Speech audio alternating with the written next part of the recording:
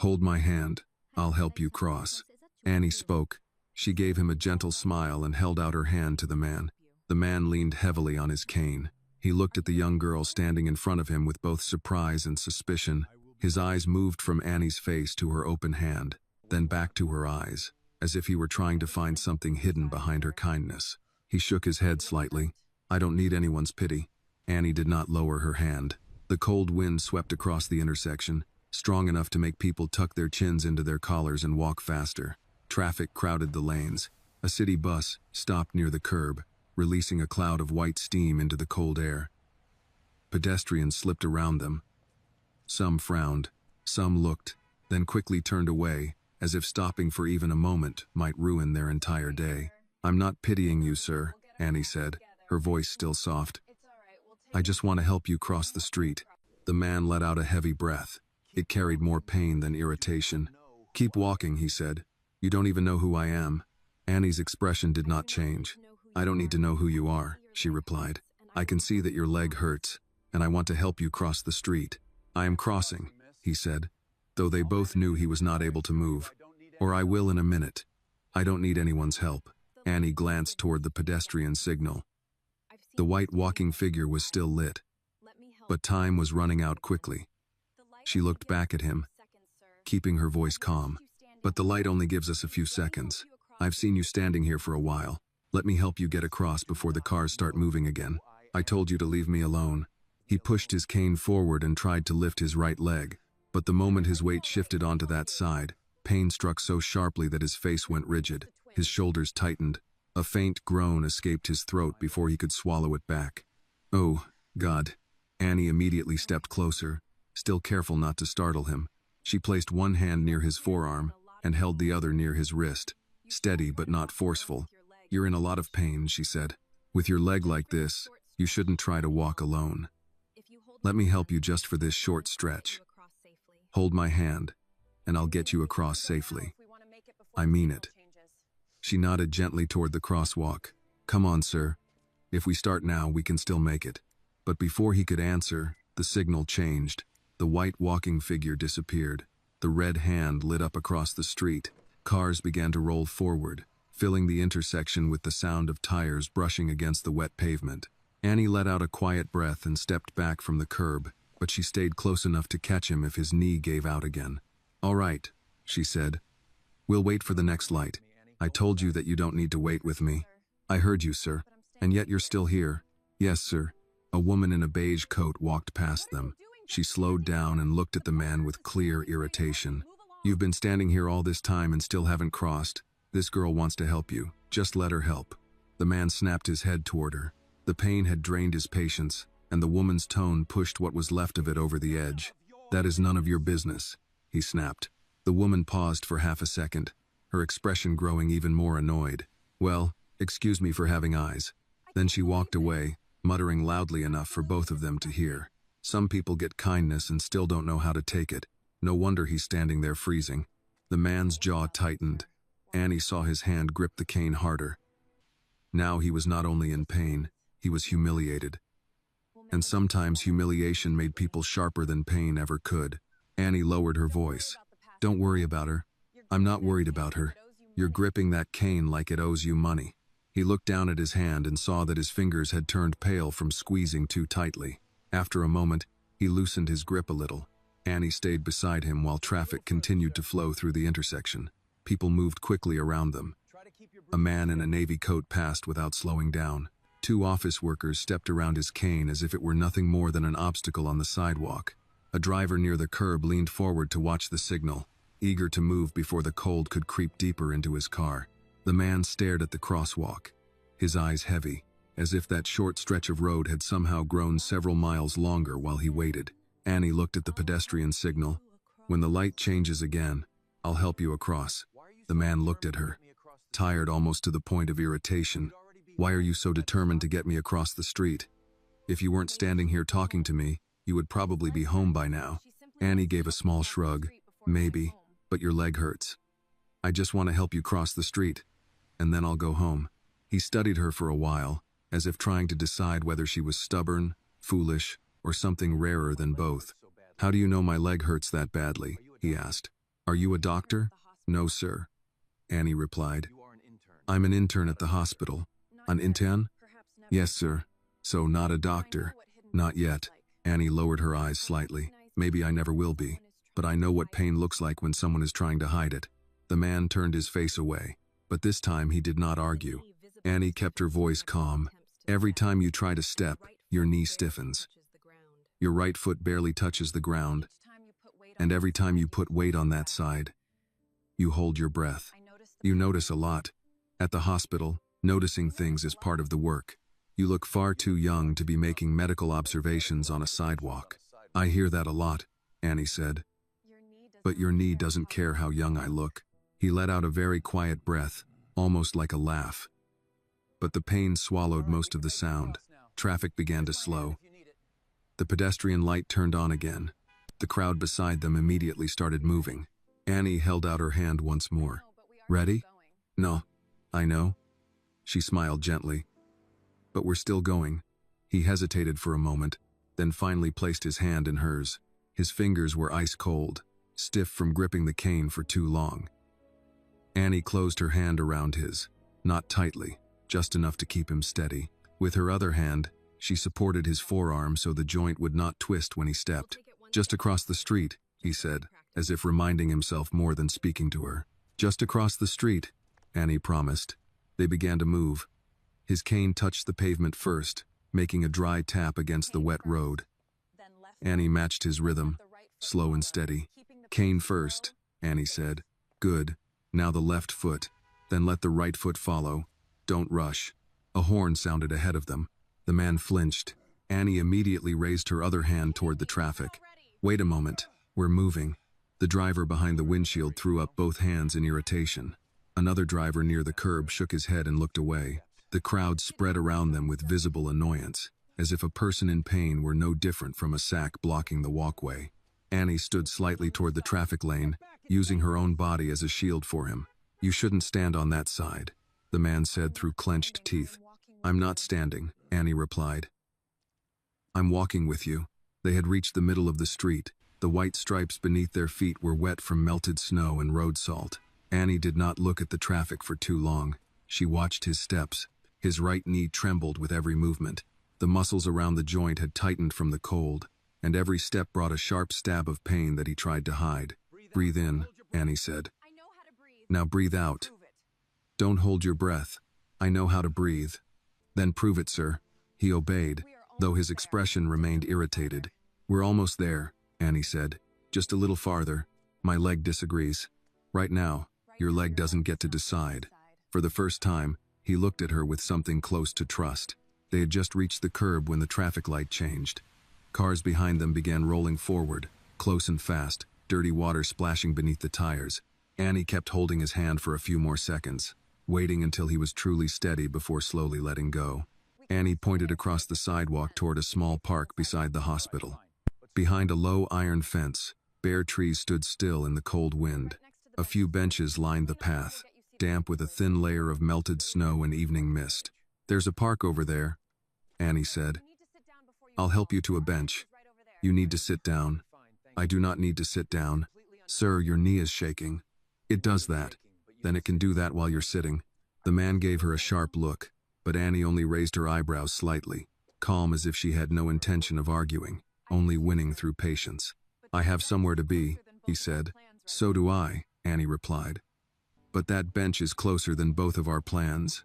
He glanced toward the park, then back at the traffic light, then at her hand still supporting his arm. You really don't give up, do you? Not when someone might fall. I'm not going to fall. Good. Then prove it by slowing down. His mouth moved as if he was about to argue, but instead he let out a long breath. Fine. That bench. Then you go home. That sounds reasonable. That was not an offer. I heard you. Annie adjusted the way she supported his arm so he could keep a little of his pride. She did not pull him. She did not hold him as if he were helpless. She simply walked beside him, close enough for him to lean on her if he needed to, gentle enough to let him feel as if he was still walking on his own. The park was only a short distance away. But with his knee in that condition, the walk felt much longer. His cane touched the ground first, then his left foot, then his right foot dragged forward with a small pause of pain. Annie counted each step silently in her head.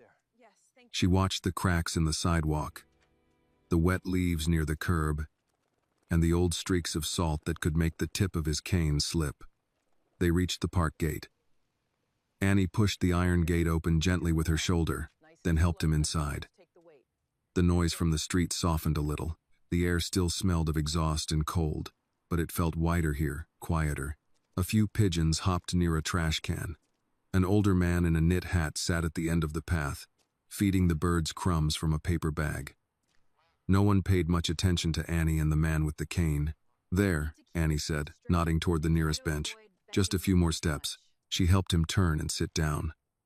He lowered himself slowly, one hand still gripping the cane, the other hovering near his knee, as if he feared the pain would strike again the moment he let his guard down.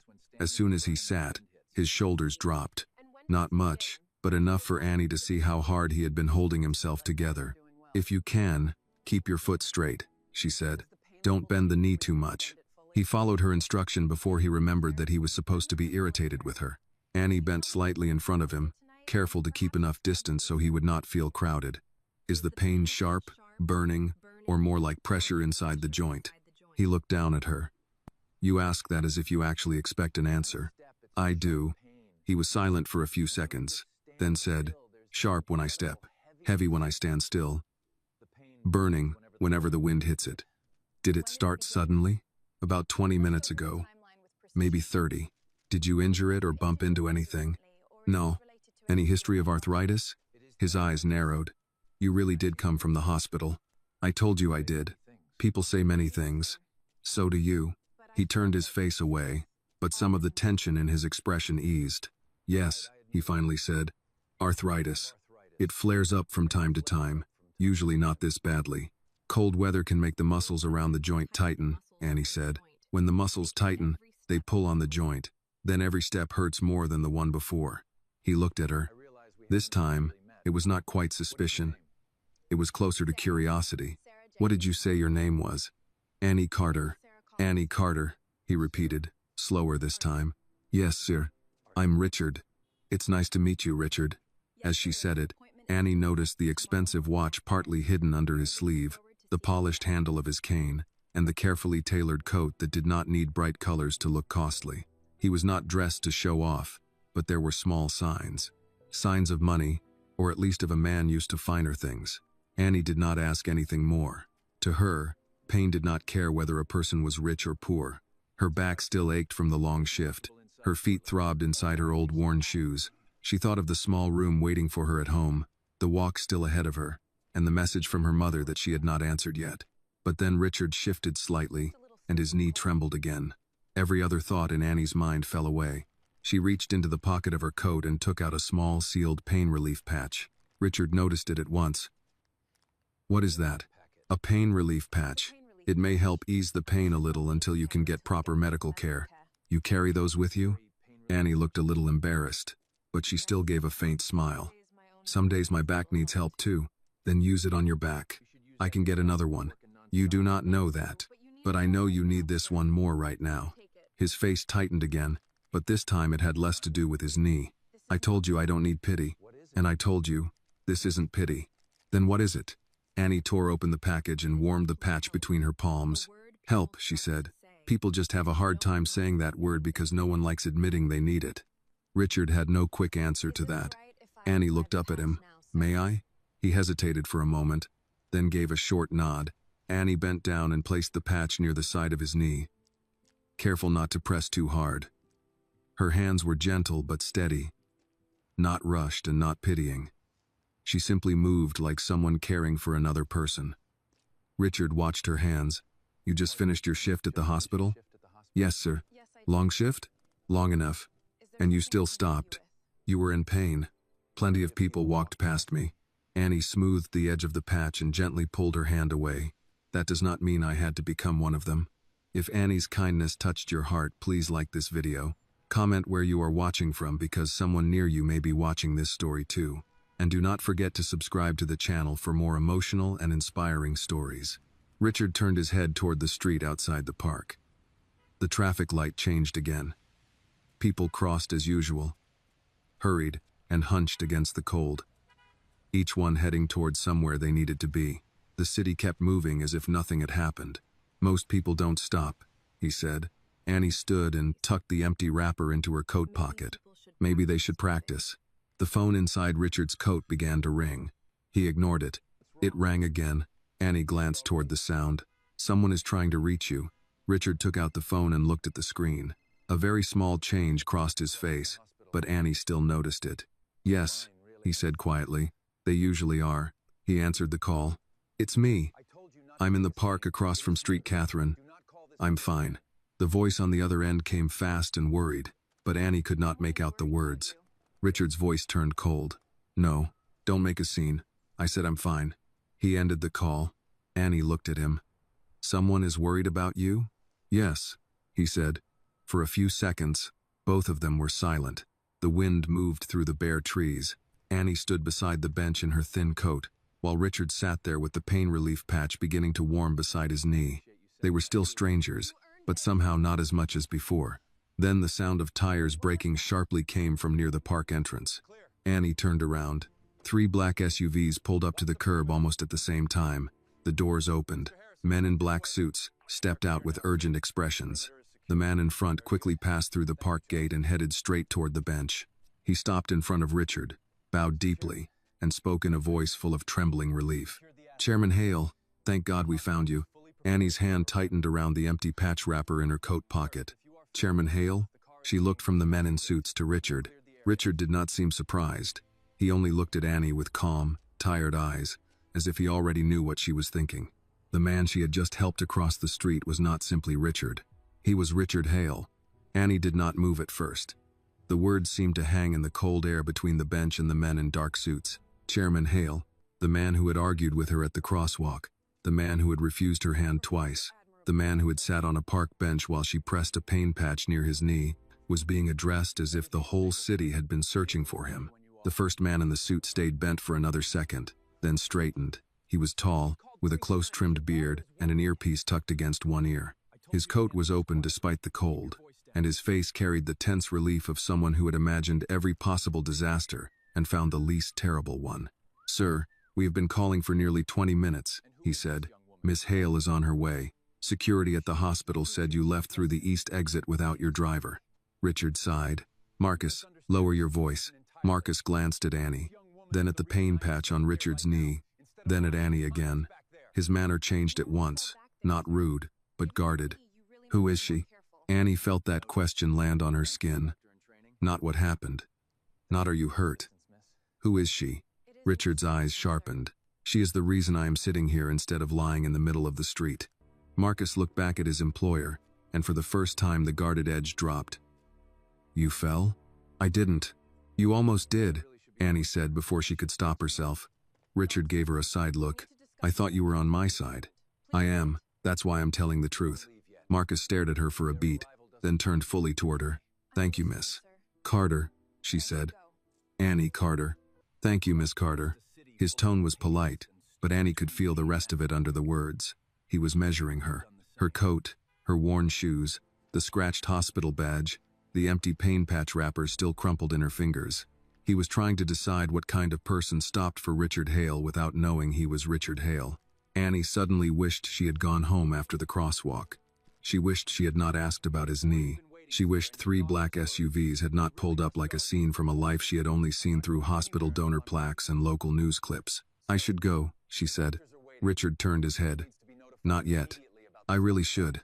You have people here now. That doesn't change what you did. I didn't do anything big. You crossed against a city full of impatience and stood between me and traffic. You needed help, and you gave it." Annie looked toward the hospital. The front entrance glowed across the street, and people moved in and out of it under the overhang.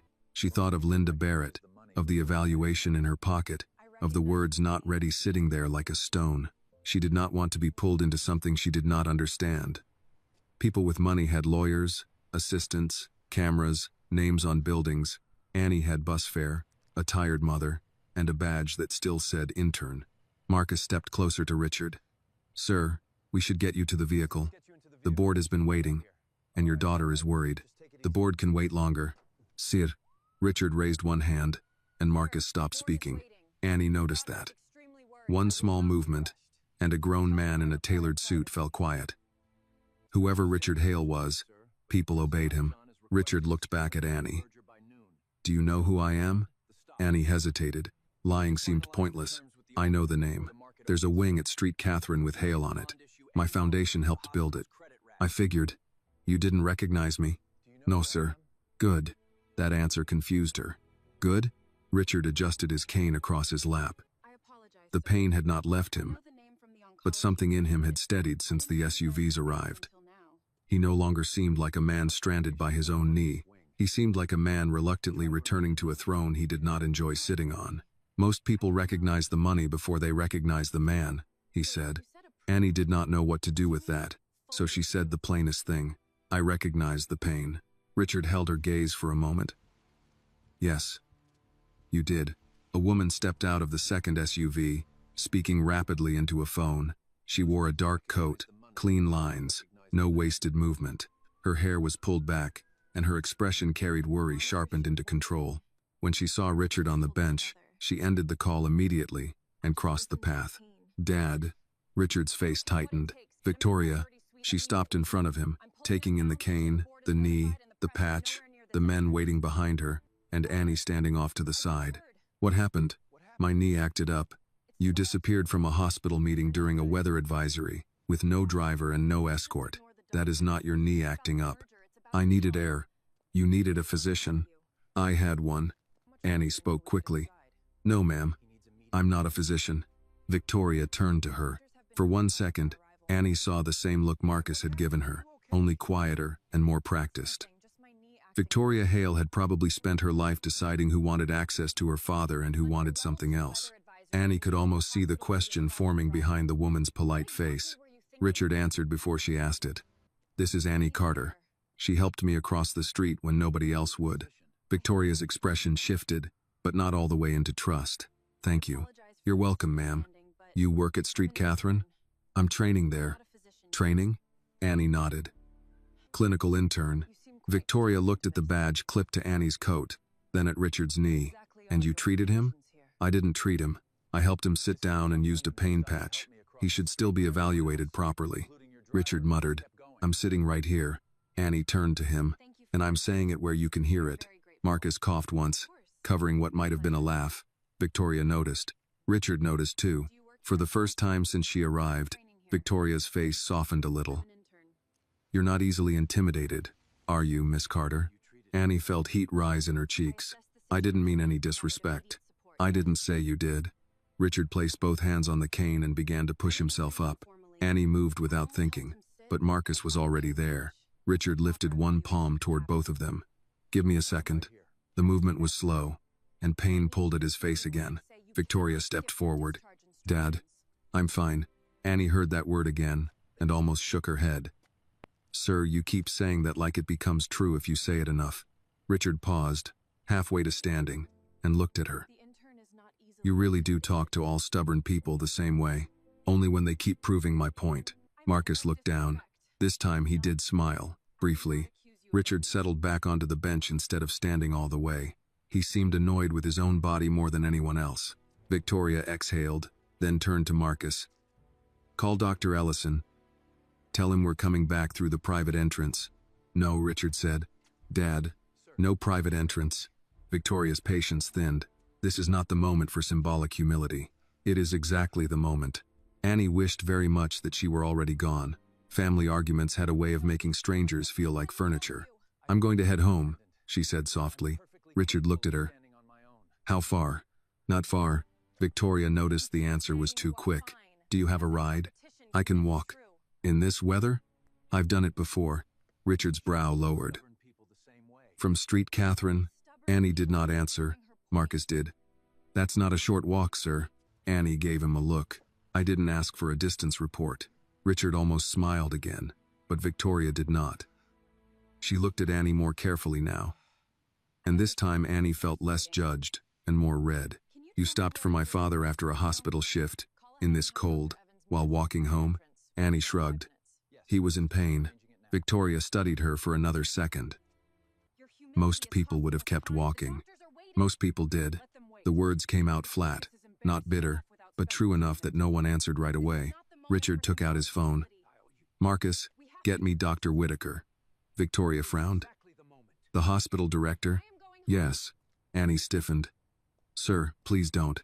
Richard looked at her. "Why not?" "Because I don't want this turning into something." "It is already something." "No, it's not. You had a bad knee. I helped. That's all." "That is not all." "It has to be all." Richard's gaze narrowed, not with anger, but with attention. "Why?" Annie looked toward the hospital again. She thought of Linda Barrett's office. The evaluation. The calm way Linda had said, "Kindness is not competence." If Richard Hale called the hospital director, Linda would know. Everyone would know. And people like Annie did not always survive attention the way powerful people thought they would. "Because people talk," Annie said. "And when they talk about girls like me, they don't usually start with the truth." Victoria's face changed. She understood more than she wanted to admit. Richard held the phone lower. "Girls like you?" Annie swallowed. "Young, black, broke, temporary, helpful in the wrong place at the wrong time. People can make that sound any way they want." The wind moved through the bare trees. Richard looked from Annie to the crosswalk, then back to her. His voice dropped. "Then we will make sure they hear it the right way." Annie shook her head.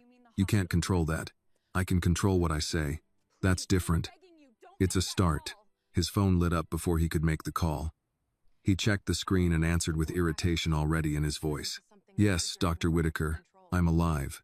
Victoria closed her eyes for a second. Marcus turned away, pretending not to listen. Richard continued, "No, I did not require an ambulance. I required common decency, and I found it outside your front door." Annie's stomach tightened. "Her name is Annie Carter," Richard said. "Clinical intern. I want her supervisor's name, her placement status, and a full copy of her evaluation on my desk by tomorrow morning." Annie stepped forward. "Mr. Hale, please." Richard raised a hand, but this time not to silence her. "To ask for one breath." "No," he said into the phone, his eyes still on Annie. "This is not charity. This is the first competent response I received all afternoon." Annie felt the words strike deeper than praise. Competent. Not sweet. Not nice. Competent. Richard listened, then his face hardened. "If anyone at Street Catherine has failed to recognize that, I want to know why." He ended the call. Annie stood there with the cold moving through her coat and fear pressing behind her ribs. Victoria looked at her father. "You just started a war with hospital administration from a park bench." Richard put the phone back into his pocket. "No. I asked a question." Marcus glanced at Annie, then at Richard. "Sir, with respect, your questions tend to arrive with lawyers behind them." Richard ignored that. Annie found her voice. "I didn't ask you to do that." "I know." "Then why?" "Because you did not ask." She did not know how to answer. Richard leaned forward slightly, both hands resting over the head of his cane. "People who ask me for help usually start before they've earned my trust. You earned it before you knew there was anything to gain." Annie looked down at her old shoes. "I wasn't trying to earn anything. That is precisely the point." Victoria's voice became quieter. "Miss Carter, has your supervisor treated you unfairly?" Annie's first instinct was to protect herself with silence. Silence had kept her employed. Silence had kept her from being labeled difficult. Silence had helped her get through doors that opened only halfway. But silence had also followed her into Linda Barrett's office and stood by while the word "not ready" was placed in her file.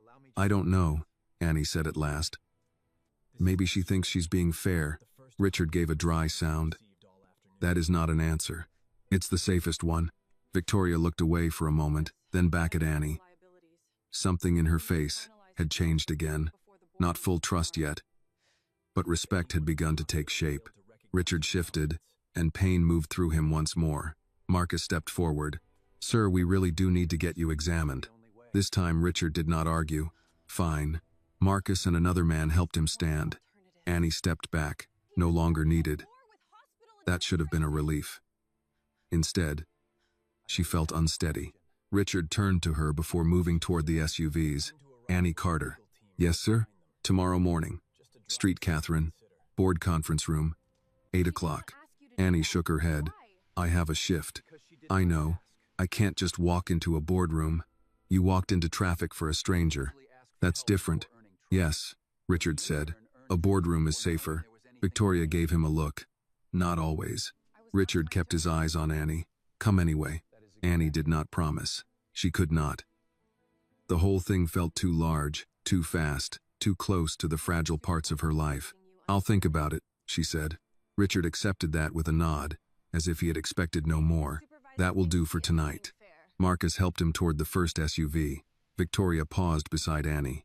For what it's worth, she said. Thank you for staying with him. Annie nodded.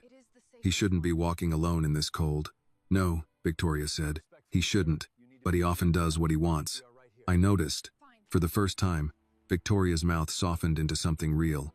Then she followed her father. The SUV doors closed. Engines started. Within moments, the vehicles pulled away from the curb, leaving behind only tire marks in wet salt and the sudden absence of importance. Annie stood by the park bench, the empty wrapper still in her pocket, her hospital badge moving in the wind. Across the street, Catherine Medical Center glowed like nothing had changed, but something had.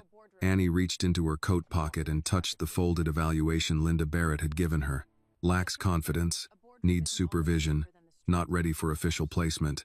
She looked toward the road where Richard Hale had nearly failed to cross, then toward the hospital where people decided who was ready and who was not. For the first time that day, Annie wondered if the people writing the judgments had been wrong.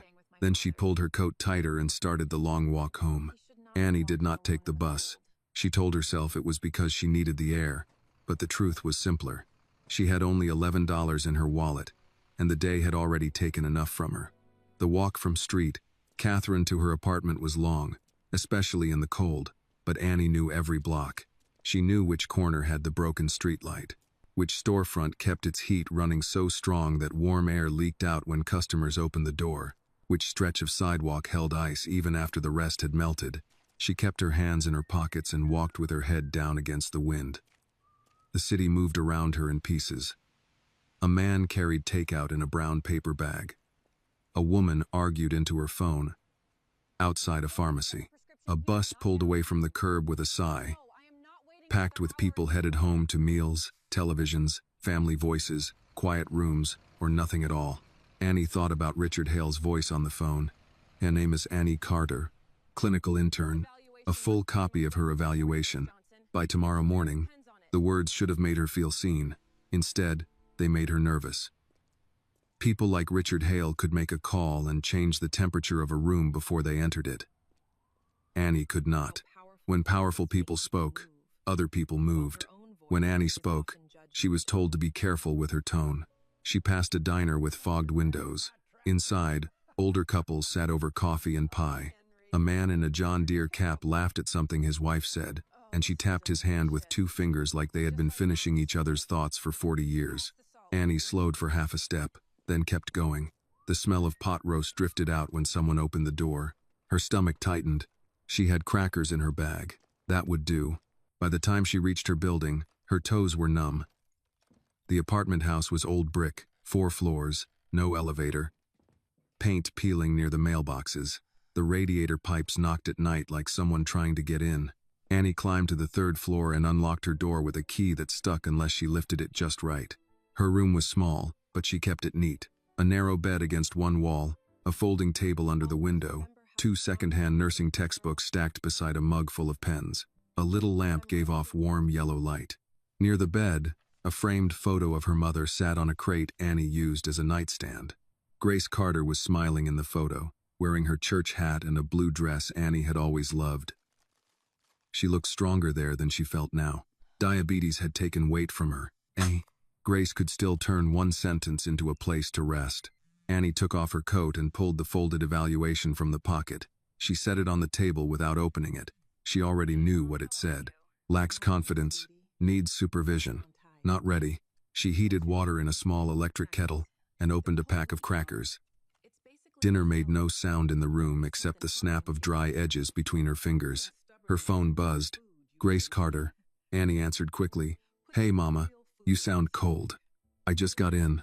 From the hospital? Yes, ma'am. Did you eat? Annie looked at the crackers. I'm eating now. That better not mean crackers. Annie closed her eyes. Mama, I know your voice. Don't mama me. A tired laugh slipped out of Annie. I'll make something in a minute. Good. Because coffee and stubbornness are not food. Annie sat on the edge of the bed. I had a strange night. How strange? Annie rubbed one hand over her face. A man got stuck at the crosswalk outside the hospital. His knee was hurting bad. Everybody kept walking around him, so I helped him across. Grace was quiet for a moment. That sounds like you. I took him to the park so he could sit. Used my pain patch on his knee. The one you bought for your back? Yes, ma'am. Annie. He needed it more. Grace sighed. But it was not anger. And then, Annie looked toward the evaluation on the table. Then 3 black SUVs showed up. Men in suits. His daughter. His assistant. Turns out the man was Richard Hale. Grace did not answer right away. Annie waited. The Richard Hale? Grace asked. I think so. The Hale name on that hospital wing? Yes, ma'am. Grace let out a slow breath. Lord, he called the hospital director, right there from the park bench. For what? For me. Annie's voice dropped. He asked for my supervisor's name, my placement status, and a copy of my evaluation. Grace heard what Annie did not say. What happened with the evaluation? Annie picked at a loose thread on her blanket. Linda Barrett said I'm not ready for official placement. Did she say why? Professional presence, boundaries, confidence. She said kindness isn't a substitute for competence. Grace made a sound low in her throat. Some people use big words when they mean small things. Mama, what if she's right? She's not. You don't know that. I know you. That's different. No, baby. That's the part people keep forgetting. Knowing a person matters. Annie leaned forward, elbows on knees. Richard wants me in the board conference room tomorrow morning at 8. Grace did not answer at once. Annie could hear the faint hum of her mother's refrigerator through the phone, then a cough Grace tried to hide. Mama, did you take your medicine? Don't change the subject. I'm not. You are. And yes, I took it. Annie waited. Grace said, Are you scared to go? Yes. Of him? No. Of what happens after? That's honest. I don't want people saying I helped him because he's rich. I didn't know. I didn't even recognize him. Then start there. They won't care. Some won't. Some never do. But truth doesn't stop being truth because someone talks over it. Annie swallowed. If Linda finds out he called, she'll think I went around her. Did you? No. Then let her think what she wants. You cannot live your whole life trying to manage unfair people's imagination. Annie looked at the evaluation again. I've worked so hard, Mama. I know. I come early. I stay late. I do every ugly job nobody wants. I don't complain. I try to learn. And still, one woman with a pen can write me down like I'm nothing. Grace's voice softened. Listen to me. A pen can write a lie, but it cannot make that lie holy. Annie pressed her lips together. Grace continued, slower now. You helped that man before you knew his name. Before the cars. Before the suits. Before anybody could give you anything. That means what you did was clean. Don't let fear make you ashamed of it. I'm not ashamed. Then go tomorrow. Annie looked toward the window. Down on the street, a bus moved past, its windows lit, each passenger framed for a second and then gone. What if they ask me questions I can't answer? Answer the ones you can. Say I don't know when you don't. Say yes, ma'am, and no, sir, if that helps you stay steady. But don't shrink. Annie breathed out slowly. Grace added, and eat something better than crackers. That made Annie smile. Yes, ma'am. After the call, Annie sat still for a while.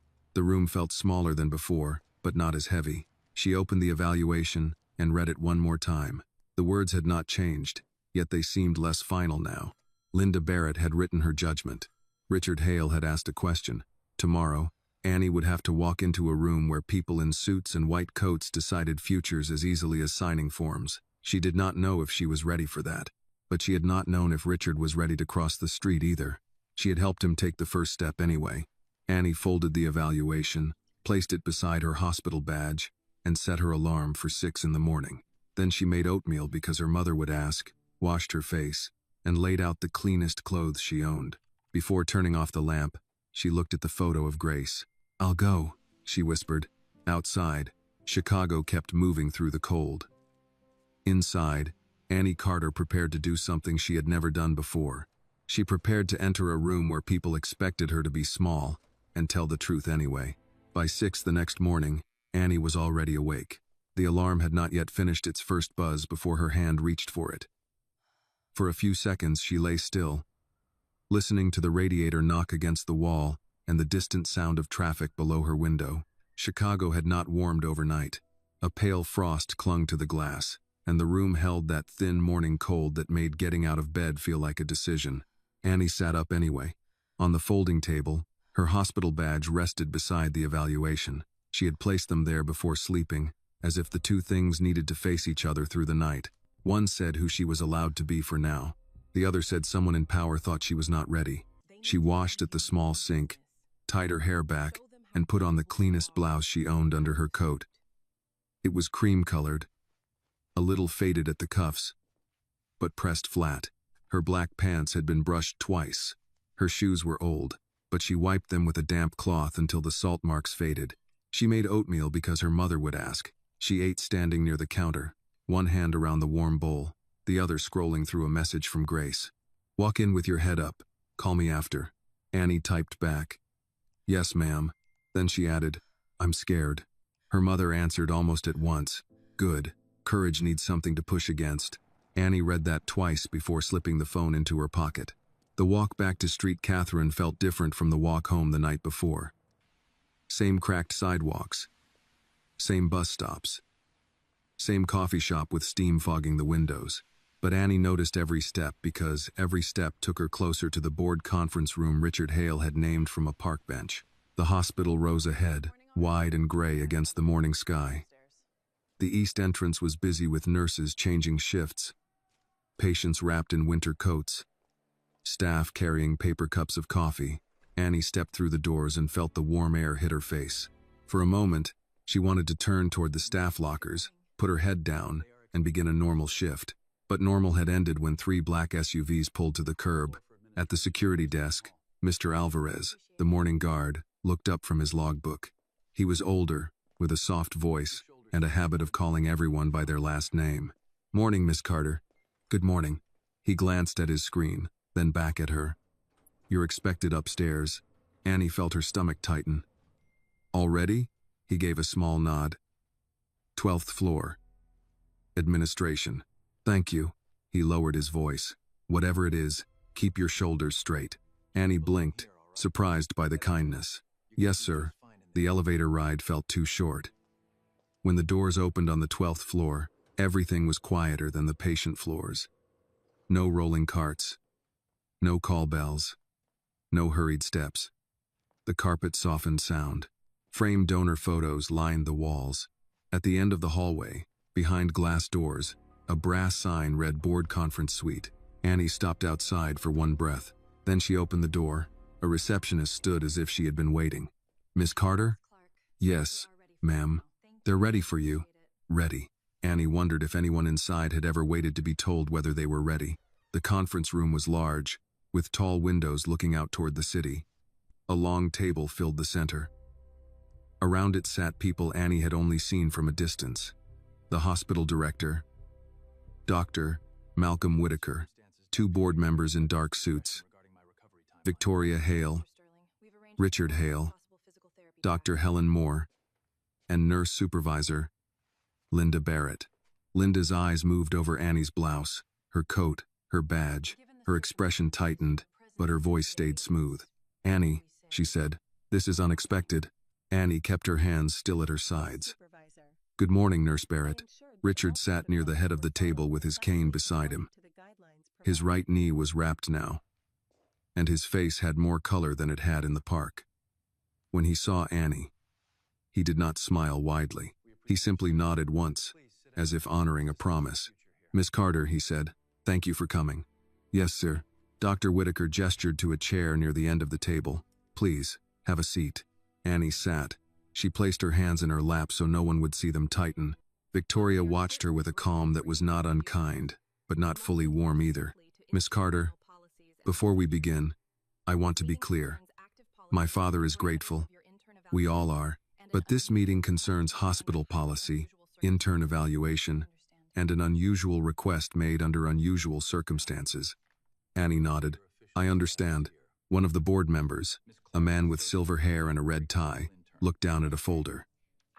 You are currently listed as a temporary clinical intern. Yes, sir. And your interim evaluation does not recommend official placement. Annie felt Linda's presence from across the table like a hand pressing on the room. That's what it says, Annie answered. Linda leaned forward slightly. With respect, Annie is hardworking, but she is still developing. Yesterday's incident was kind, certainly, but kindness outside the hospital cannot override clinical standards. Richard's jaw tightened. Annie saw it. Dr. Whitaker raised a hand before Richard could speak. No one is suggesting standards be ignored. I hope not, Linda said. Our patients deserve trained professionals, not emotional decisions. The words landed close to the same wound as the night before. Annie breathed once, slow. Dr. Moore, seated 2 chairs away, turned her head toward Linda. Kindness and competence are not enemies, Linda. I didn't say they were. You often speak as if they are. Linda's mouth closed. Victoria looked at Annie. Miss Carter, tell us what happened yesterday in your own words. Annie felt every face turn toward her. Her throat tightened, but she remembered her mother's message. Courage needs something to push against. She began simply. I left the hospital after my shift. I was walking home. At the crosswalk, I saw Mr. Hale standing near the curb. His knee was hurting. People were walking around him, and the signal was changing. Richard did not interrupt. Neither did anyone else. I asked if I could help him cross. He said no. A faint sound came from Marcus, who stood near the door. Richard gave him a look, and Marcus pressed his mouth flat. Annie continued. He thought I was pitying him. I wasn't. His knee locked when he tried to step, and I thought he might fall if he forced it. Linda's eyes narrowed. You diagnosed him on the street? No, ma'am. I observed him. That is not the same as assessment. No, ma'am. It isn't.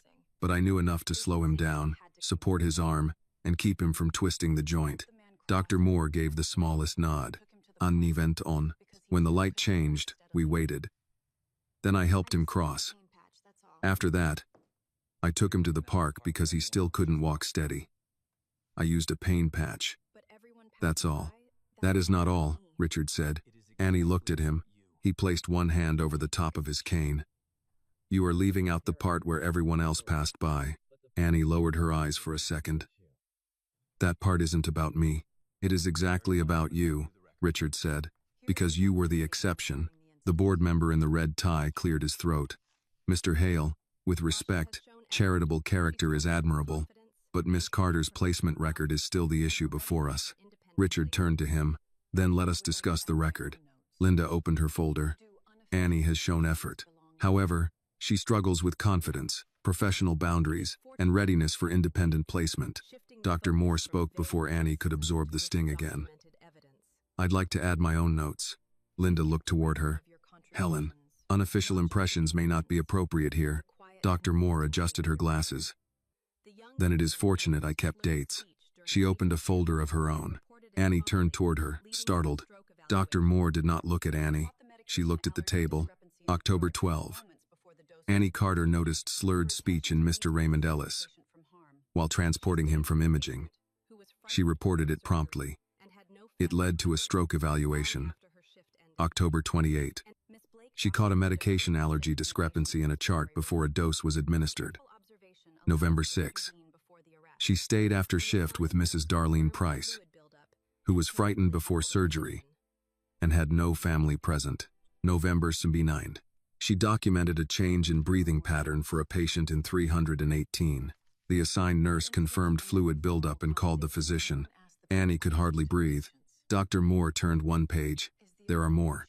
Linda's face had lost some color. Those incidents were never filed as formal commendations. No, Dr. Moore said, because no one asked the people closest to the patients.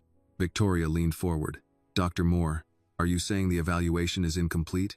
I am saying Annie Carter has been measured by how quietly she obeys, not by how carefully she serves. The room changed after that. Not loudly, but Annie felt it. Something had shifted away from Linda's paper and toward the life Annie had actually been living. Dr. Whitaker looked at Linda. Were these incidents reviewed? Linda's voice sharpened. I supervise many interns. Not every small action becomes part of a file. Richard spoke softly, but everyone heard him. Perhaps that is the problem. Annie wanted to disappear and stand taller at the same time.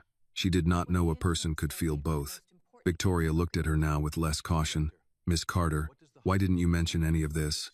Annie answered honestly. "I didn't think anyone would want to hear it from me." Dr. Moore closed her folder. "That may be the most important sentence spoken here." Richard looked toward Dr. Whitaker. "I asked for her evaluation because I suspected a mistake. Now I am asking what Street Catherine intends to do about it." Dr. Whitaker's face was careful. "We will review the file." Linda seized that. "That is the proper process." Richard nodded once. "Good. Then include the video." Annie turned to him. "Video?" Richard looked at her, then at the hospital director. "There are traffic cameras at that intersection and exterior security cameras facing the park. I would like this room to see what Miss Carter did before anyone here decides what she is worth." Annie felt the floor tilt under her. The truth of yesterday was no longer just her memory, Richard's word, or Linda's file. It was about to enter the room on a screen. Annie looked at Richard, then toward the dark screen mounted on the far wall. Video. She had not thought about cameras. Not when she stepped into the wind. Not when the man's knee locked under him. Not when drivers leaned on their horns and people slipped past as if pain were just another delay in their day. She had done what needed doing because someone had to. Now that same moment was about to be played in front of people who knew how to turn 1 second into judgment. Dr. Whitaker adjusted his glasses. "Mr. Hale, we can request the footage, but there may be privacy procedures." Richard did not raise his voice. "Then follow them quickly." Victoria leaned toward him. "Dad, we should be careful." "I am being careful." "With her?" Victoria asked, glancing at Annie. "With the truth." Linda Barrett folded her hands on the table. "I don't see how a street camera changes an internship evaluation." Dr. Moore turned to her. "It may not change the form. It may change how we read the person behind it." Linda's mouth tightened. "We are not running a hospital on sentiment." "No," Dr. Moore said. "We are supposed to run it on care." Annie kept her eyes on her hands. She could feel the room dividing itself without anyone moving. On one side were papers, policies, signatures, the kind of language that sounded clean because it kept real people at a distance. On the other was an old man at a crosswalk, a young intern in a thin coat, and a choice made before anyone knew there would be a meeting. Dr. Whitaker spoke to the receptionist through the conference phone. "Please contact security. We need exterior footage from yesterday evening, east entrance, crosswalk, and park view, approximately 5:40 to 6:20. Also contact city traffic liaison for the intersection camera if available." The receptionist's voice answered, professional and quick. "Yes, Dr. Whitaker." Richard leaned back in his chair, then winced. His knee must have pulled at him. Annie noticed. So did Victoria. "You should be in an exam room," Victoria said. "I will be. You said that yesterday." "Yesterday I had a more urgent matter." Annie looked up. "Sir, with respect, your knee is still an urgent matter." Richard turned to her. "Are you advising me again, Miss Carter?" "Yes, sir." Marcus made a small sound near the door and covered it by clearing his throat. Richard looked toward him. "Something amusing?" "No, sir. That is not your honest face." Marcus said nothing. Annie almost smiled, then stopped herself. She was still in a boardroom. Linda Barrett was still across the table. Her future still sat between strangers like a file waiting to be stamped. A few minutes passed. No one spoke much. The quiet was not empty. It was busy. Dr. Whitaker checked messages on a tablet. Victoria typed something into her phone. Linda reviewed her folder as if the correct page might protect her. Dr. Moore sat with her hands folded, patient as a church elder waiting for someone younger to finish lying to themselves. Annie thought of her mother. "Don't shrink." She lifted her chin. Linda noticed. "Annie, while we wait, perhaps you can explain something." Annie turned to her. "Yes, ma'am?" "You left hospital property after your shift. You were no longer under supervision. Yet you intervened in what you believed was a medical situation. Did you consider calling emergency services instead of handling it yourself?" Annie chose her words carefully. He was standing at a crosswalk. His knee was painful, but he was conscious, speaking, and breathing normally. "I didn't think he needed an ambulance right that second. I thought he needed to get out of the street safely." "That was your judgment." Yes, ma'am. Linda looked toward the others. That is exactly the concern. Judgment without authority. Dr. Moore said, she did not perform a procedure. She helped a man walk. She applied a patch. With permission, Annie said. Linda's eyes returned to her. A pain patch from your own pocket. Yes, ma'am. Not hospital, issued. No, ma. And you believe that was appropriate? Annie paused. The old Annie, the one who survived by agreeing fast, would have said no. She would have apologized, until the room felt comfortable again. But her mother's voice was still with her. I believe it was kind, Annie said, and I believe it was safe. I didn't put it on broken skin. I asked where the pain was. I didn't press on the joint. I told him he still needed proper care. Linda held her gaze. You are very confident this morning. No, ma'am, Annie said. I'm scared, but I'm answering.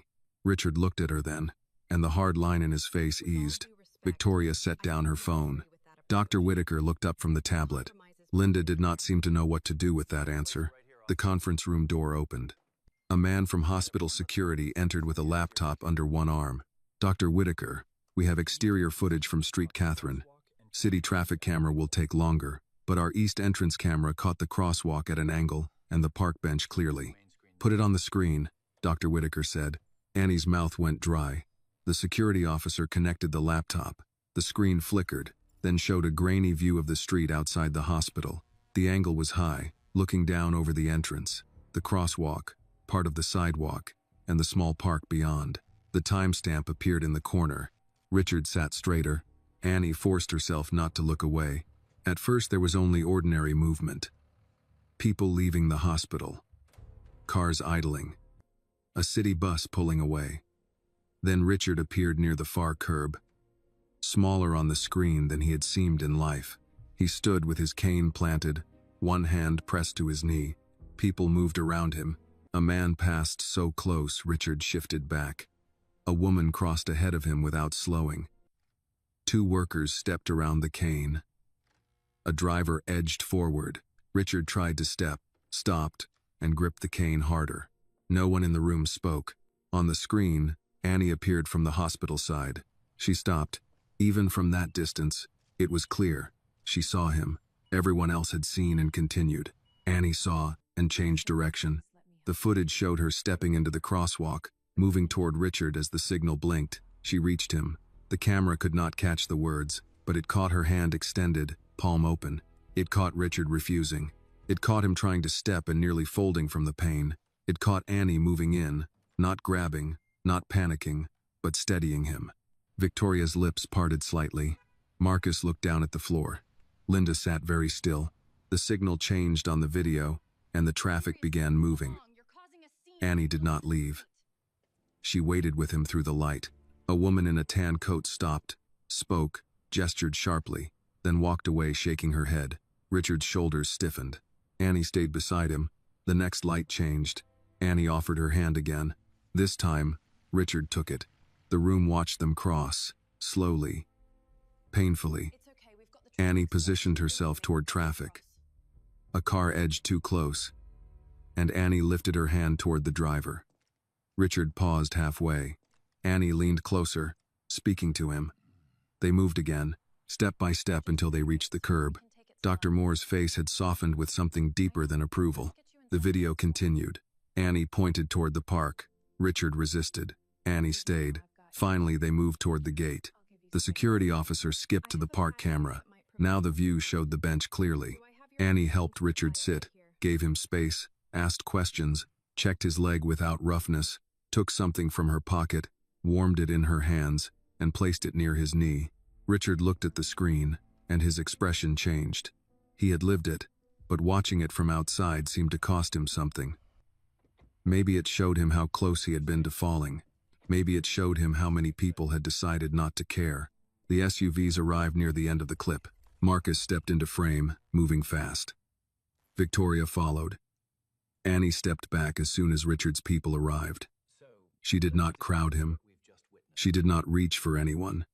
She did not ask for anything. The footage ended. No one rushed to speak.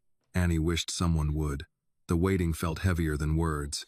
Finally, Richard said, "That is what happened." Linda cleared her throat. "It shows she assisted you. No one is denying that." Richard turned to her. "It shows she saw what trained adults ignored." Linda's face tightened. "People on a sidewalk are not hospital staff. She was. She was off duty."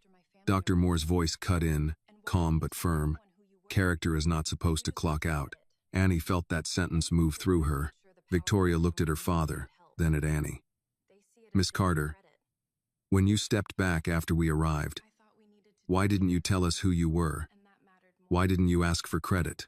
Annie frowned slightly. "Credit? You had just helped him. Most people would have made sure we knew. I thought you needed to take care of him. That mattered more." Victoria seemed to accept the answer, though it made her look unsettled. "And when my father called Dr. Whitaker, you tried to stop him." "Yes, ma'am." "Why?" Annie touched the edge of her badge. "Because when someone powerful helps someone like me, people don't always see the whole story. They see the powerful person first. Then they decide the rest." Richard looked at Dr. Whitaker, "And that is why this review cannot be quiet." Dr. Whitaker folded his hands. "I agree that Miss Carter's evaluation deserves reconsideration." Linda turned to him. "Malcolm," he raised one hand. "Linda, the documented incidents Dr. Moore provided should have been included. The footage supports strong judgment under pressure. At minimum, the current evaluation is incomplete." "Incomplete," Richard said. "That is a mild word. It is the word I can act on today," Dr. Whitaker replied. Richard held his gaze, then gave one short nod. Dr. Whitaker looked at Annie. "Miss Carter, pending a formal review, I am placing your application for official clinical training back under consideration. You will not be penalized for yesterday's events." Annie should have felt relief. Instead, the floor seemed unsteady under her chair. "Thank you, sir," she said. Richard leaned forward. "Not enough." Victoria said, "Dad, no, not enough." He looked around the table. The Hale Medical Foundation funds training opportunities at this hospital. If those opportunities are being filtered through bias, neglect, or personal preference, I want that reviewed. Linda's voice sharpened. "Are you accusing me of bias?" Richard did not blink. "I am asking why a young woman with documented patient care instincts was reduced to 3 cold lines on a form." Linda's face hardened. "Because I assessed her according to standards." Dr. Moore answered before Richard could. "Then perhaps the standards were used as a screen instead of a measure." Annie could hardly breathe. The meeting had moved beyond her, yet it was about her. About every hallway she had walked. Every task she had done twice, to prove she deserved once.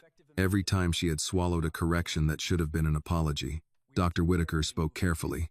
"We will begin an internal review of intern evaluations from the last 2 cycles. Dr. Moore, I'd like you to assist. Linda, until that review is complete, I'm assigning temporary oversight of Annie's placement to Dr. Moore." Linda's chair shifted back slightly. "You're removing her from my supervision? Temporarily. That sends a message." "Yes," Dr. Whitaker said. "It does." Annie looked down before anyone could read her face. Her hands were shaking in her lap. Not because she had won. This did not feel like winning. It felt like a door opening in a wall she had been pushing against for months. Richard's voice softened. "Miss Carter," she looked up. "You did not ask for this," he said. "I know that. But fairness delayed is still something owed." Annie swallowed. "I just didn't want you to fall." "I know," he said. "That is why I trust what came after." Victoria looked at Annie with a new expression now. Not doubt. Not pity. Something closer to respect. Still cautious. But real. Dr. Whitaker closed the folder in front of him. "Miss Carter, you're excused from your morning shift. Report to Dr. Moore after lunch. We'll discuss next steps." Annie stood slowly. "Yes, sir." At the door, she stopped and turned back. "Mr. Hale?" Richard looked at her. "Please get your knee checked before your next meeting." Marcus lowered his head, hiding a smile. Richard sighed. "Yes, Miss Carter." Annie nodded once and left the room. In the hallway, the quiet felt different from when she had arrived. The donor photos still lined the wall. The carpet still swallowed her steps. But this time, Annie did not feel swallowed with it. She reached the elevator and pressed the button. Her phone buzzed. Grace, how did it go? Annie looked back toward the conference room doors, then down at the message. She typed, Mama, I think somebody finally watched. Annie stood in the elevator with her phone in both hands, reading her mother's reply. I knew they would. Eat something. She almost laughed, not because anything was funny, but because Grace Carter could take a morning that had nearly split Annie open and bring it back to the practical matters of food, breath, and standing upright. The elevator doors opened on the main floor. The hospital had already returned to its usual rhythm. Stretchers moved. Coffee cups traveled in tired hands. A man in a winter hat asked where radiology was. A woman near the gift shop tried to unfold a paper map and gave up. Nobody knew Annie had just sat in a room with donors, directors, and the woman who had written her down as not ready. That was the strange part. Her whole life had shifted, but the lobby kept moving. She walked toward the cafeteria because her mother would ask again, and because her hands still trembled from the meeting. The breakfast line had thinned out. Annie bought oatmeal, a banana, and the cheapest tea. She sat at a small table near the wall and ate slowly, though she hardly tasted any of it. Halfway through, 2 nurses from the surgical floor walked past. One of them glanced at Annie's badge, then did a quick second look. That's her, the nurse whispered. The other one lowered her voice. The intern from the Hale thing? Annie kept her eyes on the tea. So it had started already. By lunchtime, people who had never spoken to Annie knew pieces of the story. Some knew she had helped Richard Hale. Some knew there had been video. Some knew Linda Barrett had been challenged in front of the board. Most knew just enough to be wrong with confidence. At 12:45, Annie reported to Dr. Helen Moore's office. Dr. Moore's office was nothing like Linda Barrett's. It was crowded with patient files, old medical journals, 2 framed photos from hospital charity events, and a small dish of peppermints near the door. A cardigan hung over the back of a chair. A coffee mug sat beside the keyboard, half full and forgotten. Dr. Moore looked up when Annie knocked. Come in, Annie. Annie stepped inside. You asked me to report after lunch. I did. Sit down. Annie sat in the chair across from the desk, keeping her back straight. Dr. Moore noticed. You can breathe in here.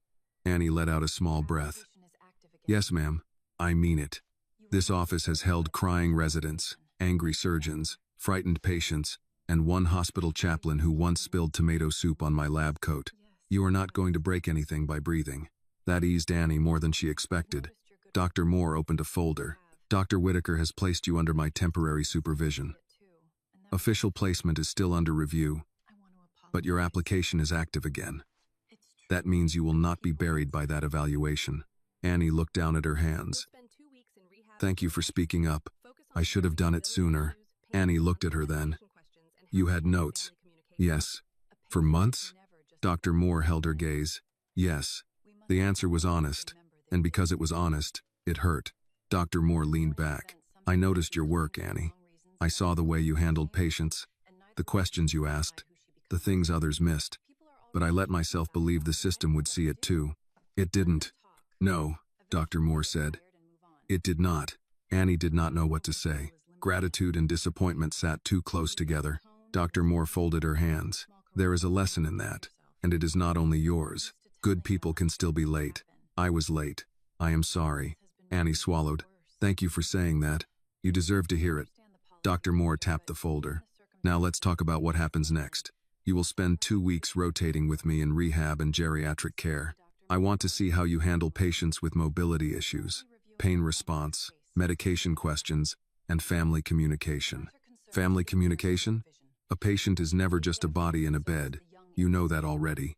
But hospitals sometimes forget. Annie nodded. Dr. Moore studied her. You also need to understand something. After this morning, some people will be kind to you for the wrong reasons. Some will be cold to you for the same reason. Neither one should decide who you become. Annie thought of the nurses in the cafeteria. People are already talking. They will. Let them get tired. What if Nurse Barrett makes things harder? She has less power over your file now. That doesn't mean she has no power. Dr. Moore's face grew serious. No, it does not. Linda knows how to work through tone, scheduling, small comments, little corrections that make a person question herself. If anything happens, you tell me. Annie almost nodded, then stopped. I'm not used to telling. I know. It can make things worse. Sometimes, but silence has been making things worse quietly. That landed hard because it was true. A knock came at the door. Before Dr. Moore could answer, Linda Barrett stepped in. She held a folder against her side and wore the same controlled expression from the boardroom. Her eyes passed over Annie, then settled on Dr. Moore. "Helen, do you have a moment?" "I'm with Annie." "I can see that." Annie started to rise. "I can step out." "No," Dr. Moore said. "Stay seated." Linda's mouth tightened. This concerns intern supervision. Then it concerns Annie. For a brief second, the old order of the hospital seemed to press against the new one. Linda was used to people making room for her tone. Dr. Moore did not. Linda turned to Annie. "I hope you understand that this morning's events do not make you exempt from expectations." Annie kept her voice calm. "Yes, ma'am. You will still be evaluated." "Yes, ma'am. And attention from a donor does not equal qualification." Dr. Moore's voice lowered. "Careful, Linda." Linda ignored the warning. "I am being clear. Hospitals cannot function if every intern believes a dramatic moment outside the building overrides months of training." Annie felt the familiar pressure to apologize, to make herself smaller, to say she never meant for any of this. All of that was true, but none of it was the whole truth. She folded her hands in her lap. "I don't think it overrides training," Annie said. "I think it showed I was using some of it." Linda looked at her as if the answer surprised her. Annie continued before fear could stop her. "I didn't ask Mr. Hale to call anyone. I didn't know who he was. I helped because he was in pain. That's all I did." Linda's eyes narrowed. "And yet here we are." "Yes, ma'am," Annie said. "Here we are." Dr. Moore said nothing, but Annie felt the doctor's attention beside her like a steady hand on her back. Linda set the folder on the desk. "These are the current intern rotation schedules. Since Dr. Whitaker is making changes, I assume you'll want them." "I do," Dr. Moore said. Linda turned toward the door, then paused. "Annie." "Yes, ma'am?" "Do not mistake visibility for protection." The words were soft enough to sound like advice, sharp enough to be something else. Dr. Moore stood. "That will be all, Linda." Linda left. The door closed. Annie's throat felt tight, but her voice stayed even. "Was that a threat?" Dr. Moore sat again. It was Linda reminding us who she is. "What do I do?" "You do your work. You document. You keep copies. You ask questions in front of witnesses when you can. And you stop carrying other people's unfairness like it is your training requirement." Annie tried to take that in. Dr. Moore opened the rotation schedule. "Your first assignment with me starts in 15 minutes. Mr. Howard in 418 needs mobility support after knee surgery. He's proud, impatient, and convinced walkers are for other people." Despite herself, Annie smiled. "Sounds familiar. I thought it might." They walked together to the 4th floor. The rehab unit moved at a different pace from the emergency department. Slower, but not easier. Pain lived here in longer sentences. Patients were learning to stand, bend, swallow, breathe, and trust their bodies again after those bodies had betrayed them. At room 418, Dr. Moore paused. "Before we go in, tell me what you look for." Annie answered without thinking too hard. "How he positions the leg. Whether he grips the bed rail too tightly. If he holds his breath before moving. Whether he jokes to cover pain. Whether he refuses help because he's scared of needing it." Dr. Moore nodded. "Good. Now say less than that when we go inside." "Yes, ma'am." Mr. Howard was in his late 70s, with a square face and a Chicago Cubs cap on the bedside table. He scowled at the walker as if it had insulted his family. "I'm not using that contraption," he said before anyone introduced themselves. Dr. Moore said, "Mr. Howard, this is Annie Carter. She's working with me today." He looked at Annie. "You the one from the video?" Annie froze for half a second. Dr. Moore's eyebrows lifted. "News travels like smoke in this building." Mr. Howard grunted. "My wife called. Said some young lady helped Hale across the street. Asked if it was the same Annie on my floor. I said I'd find out." Annie stepped closer to the bed. "Yes, sir. That was me. You made him use a cane, right?" "He already had one." "Good. Rich men need telling sometimes." Dr. Moore hid a smile by checking the chart. Mr. Howard pointed at the walker. "Don't think that means I'm using that." Annie looked at him, then at the walker. "No, sir." His suspicion eased. "No? No, you don't have to use it." Dr. Moore looked at Annie with interest but did not interrupt.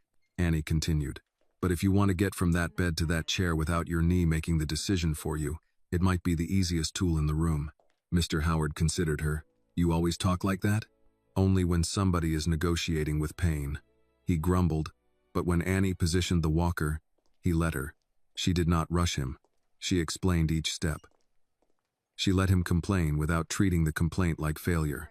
When he finally stood, his hand shook on the walker, but he stayed upright. "There you go," Annie said. "That's your work, not mine." Mr. Howard breathed hard. "Feels like yours." "No, sir. I'm just here so you don't have to prove it alone." Dr. Moore watched from the foot of the bed, and this time she did not need to write anything down to remember. After the session, in the hallway, Dr. Moore said, "That is why forms can miss the point." Annie looked through the small window at Mr. Howard, now sitting in the chair and pretending not to be proud of himself. "He reminded me of Richard," Annie said. "People often do. Pain makes many personalities speak the same language." Annie nodded. Her phone buzzed in her pocket. She expected her mother. Instead, the screen showed an unknown number. She answered carefully. "Hello? Miss Carter?" It was Marcus Reed. "Yes. Chairman Hale asked me to call. He wanted you to know he did have his knee examined." Annie let out a breath she did not realize she had been holding. "Good. He also said to tell you he followed instructions." "Did he?" Marcus paused. "Mostly. That sounds more honest." Another pause. Then Marcus said, "He would like to see you tomorrow, if you're willing." "Not in a boardroom." "His foundation office at the hospital. 10 minutes. Annie looked toward Dr. Moore. Dr. Moore said quietly, "Your choice." Annie thought of Linda's warning, "Do not mistake visibility for protection." Then she thought of Richard on the screen, standing alone while everyone passed. "What does he want?" Annie asked. Marcus's voice softened a little. "I think he wants to say thank you properly." Annie looked down the hallway, where patients moved slowly with nurses beside them, each step small and hard-won. 10 minutes, she said. "That's all I can promise." "I'll tell him." The call ended. Dr. Moore watched her. "You all right?" Annie slipped the phone into her pocket. "I don't know yet." "That is allowed." Annie looked back toward room 418. Mr. Howard had picked up his Cubs cap and placed it on his head like he had won something. Maybe he had. Annie straightened her badge and followed Dr. Moore down the hall. For the first time in months, the word intern did not feel like a warning. It felt like a beginning. The next morning, Annie arrived at Street Catherine 10 minutes early. She told herself it was because the walk had gone faster than usual, but that was not true. She had left home before she needed to because waiting in her apartment had felt worse than walking into the cold. At least walking gave her something to do with her fear. The hospital lobby was busy with the usual morning traffic. Nurses came in with coffee, patients checked appointment slips, volunteers in red vests pointed people toward elevators. Nothing about the place suggested that Annie Carter had spent the previous day sitting in the board conference room while powerful people replayed a video of her helping Richard Hale across the street. But people knew. A clerk at the front desk looked up and smiled too quickly. A transporter nodded at her like they had spoken before, though they had not. Near the gift shop, 2 administrative assistants paused their conversation as she passed. Annie kept walking. Dr. Moore had told her to meet Richard in the Hale Foundation office on the 2nd floor, just off agents that the main corridor that connected the original hospital building to the newer wing. Annie had passed that office many times. She had never gone inside. The hallway changed before the door did. The floors were cleaner there, the lighting softer, the walls lined with framed photos from ribbon cuttings and charity dinners. In one photo, Richard Hale stood beside Dr. Whitaker, both men holding oversized scissors in front of a blue ribbon. In another, Victoria Hale stood with a group of surgeons under a sign that read, Hale Mobility Center. Annie slowed near that one. Mobility. She thought of Richard's cane on wet pavement, of his pride cracking under pain, of his voice when he said most people recognized the money before the man. "Miss Carter?" Marcus Reed stood beside a glass door, dressed in a dark suit, earpiece in place. He looked less alarmed than he had in the park, but no less alert. "Good morning," Annie said. "Good morning. Chairman Hale is expecting you. He knows I only have 10 minutes, right?" Marcus almost smiled. I reminded him twice. "And?" "He heard me once." Annie gave him a look. Marcus opened the door. "That's better than usual." The office was not as large as Annie expected.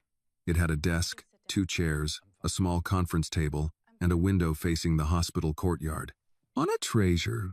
Richard sat near the window with his right knee supported on a low stool. The knee was wrapped properly now.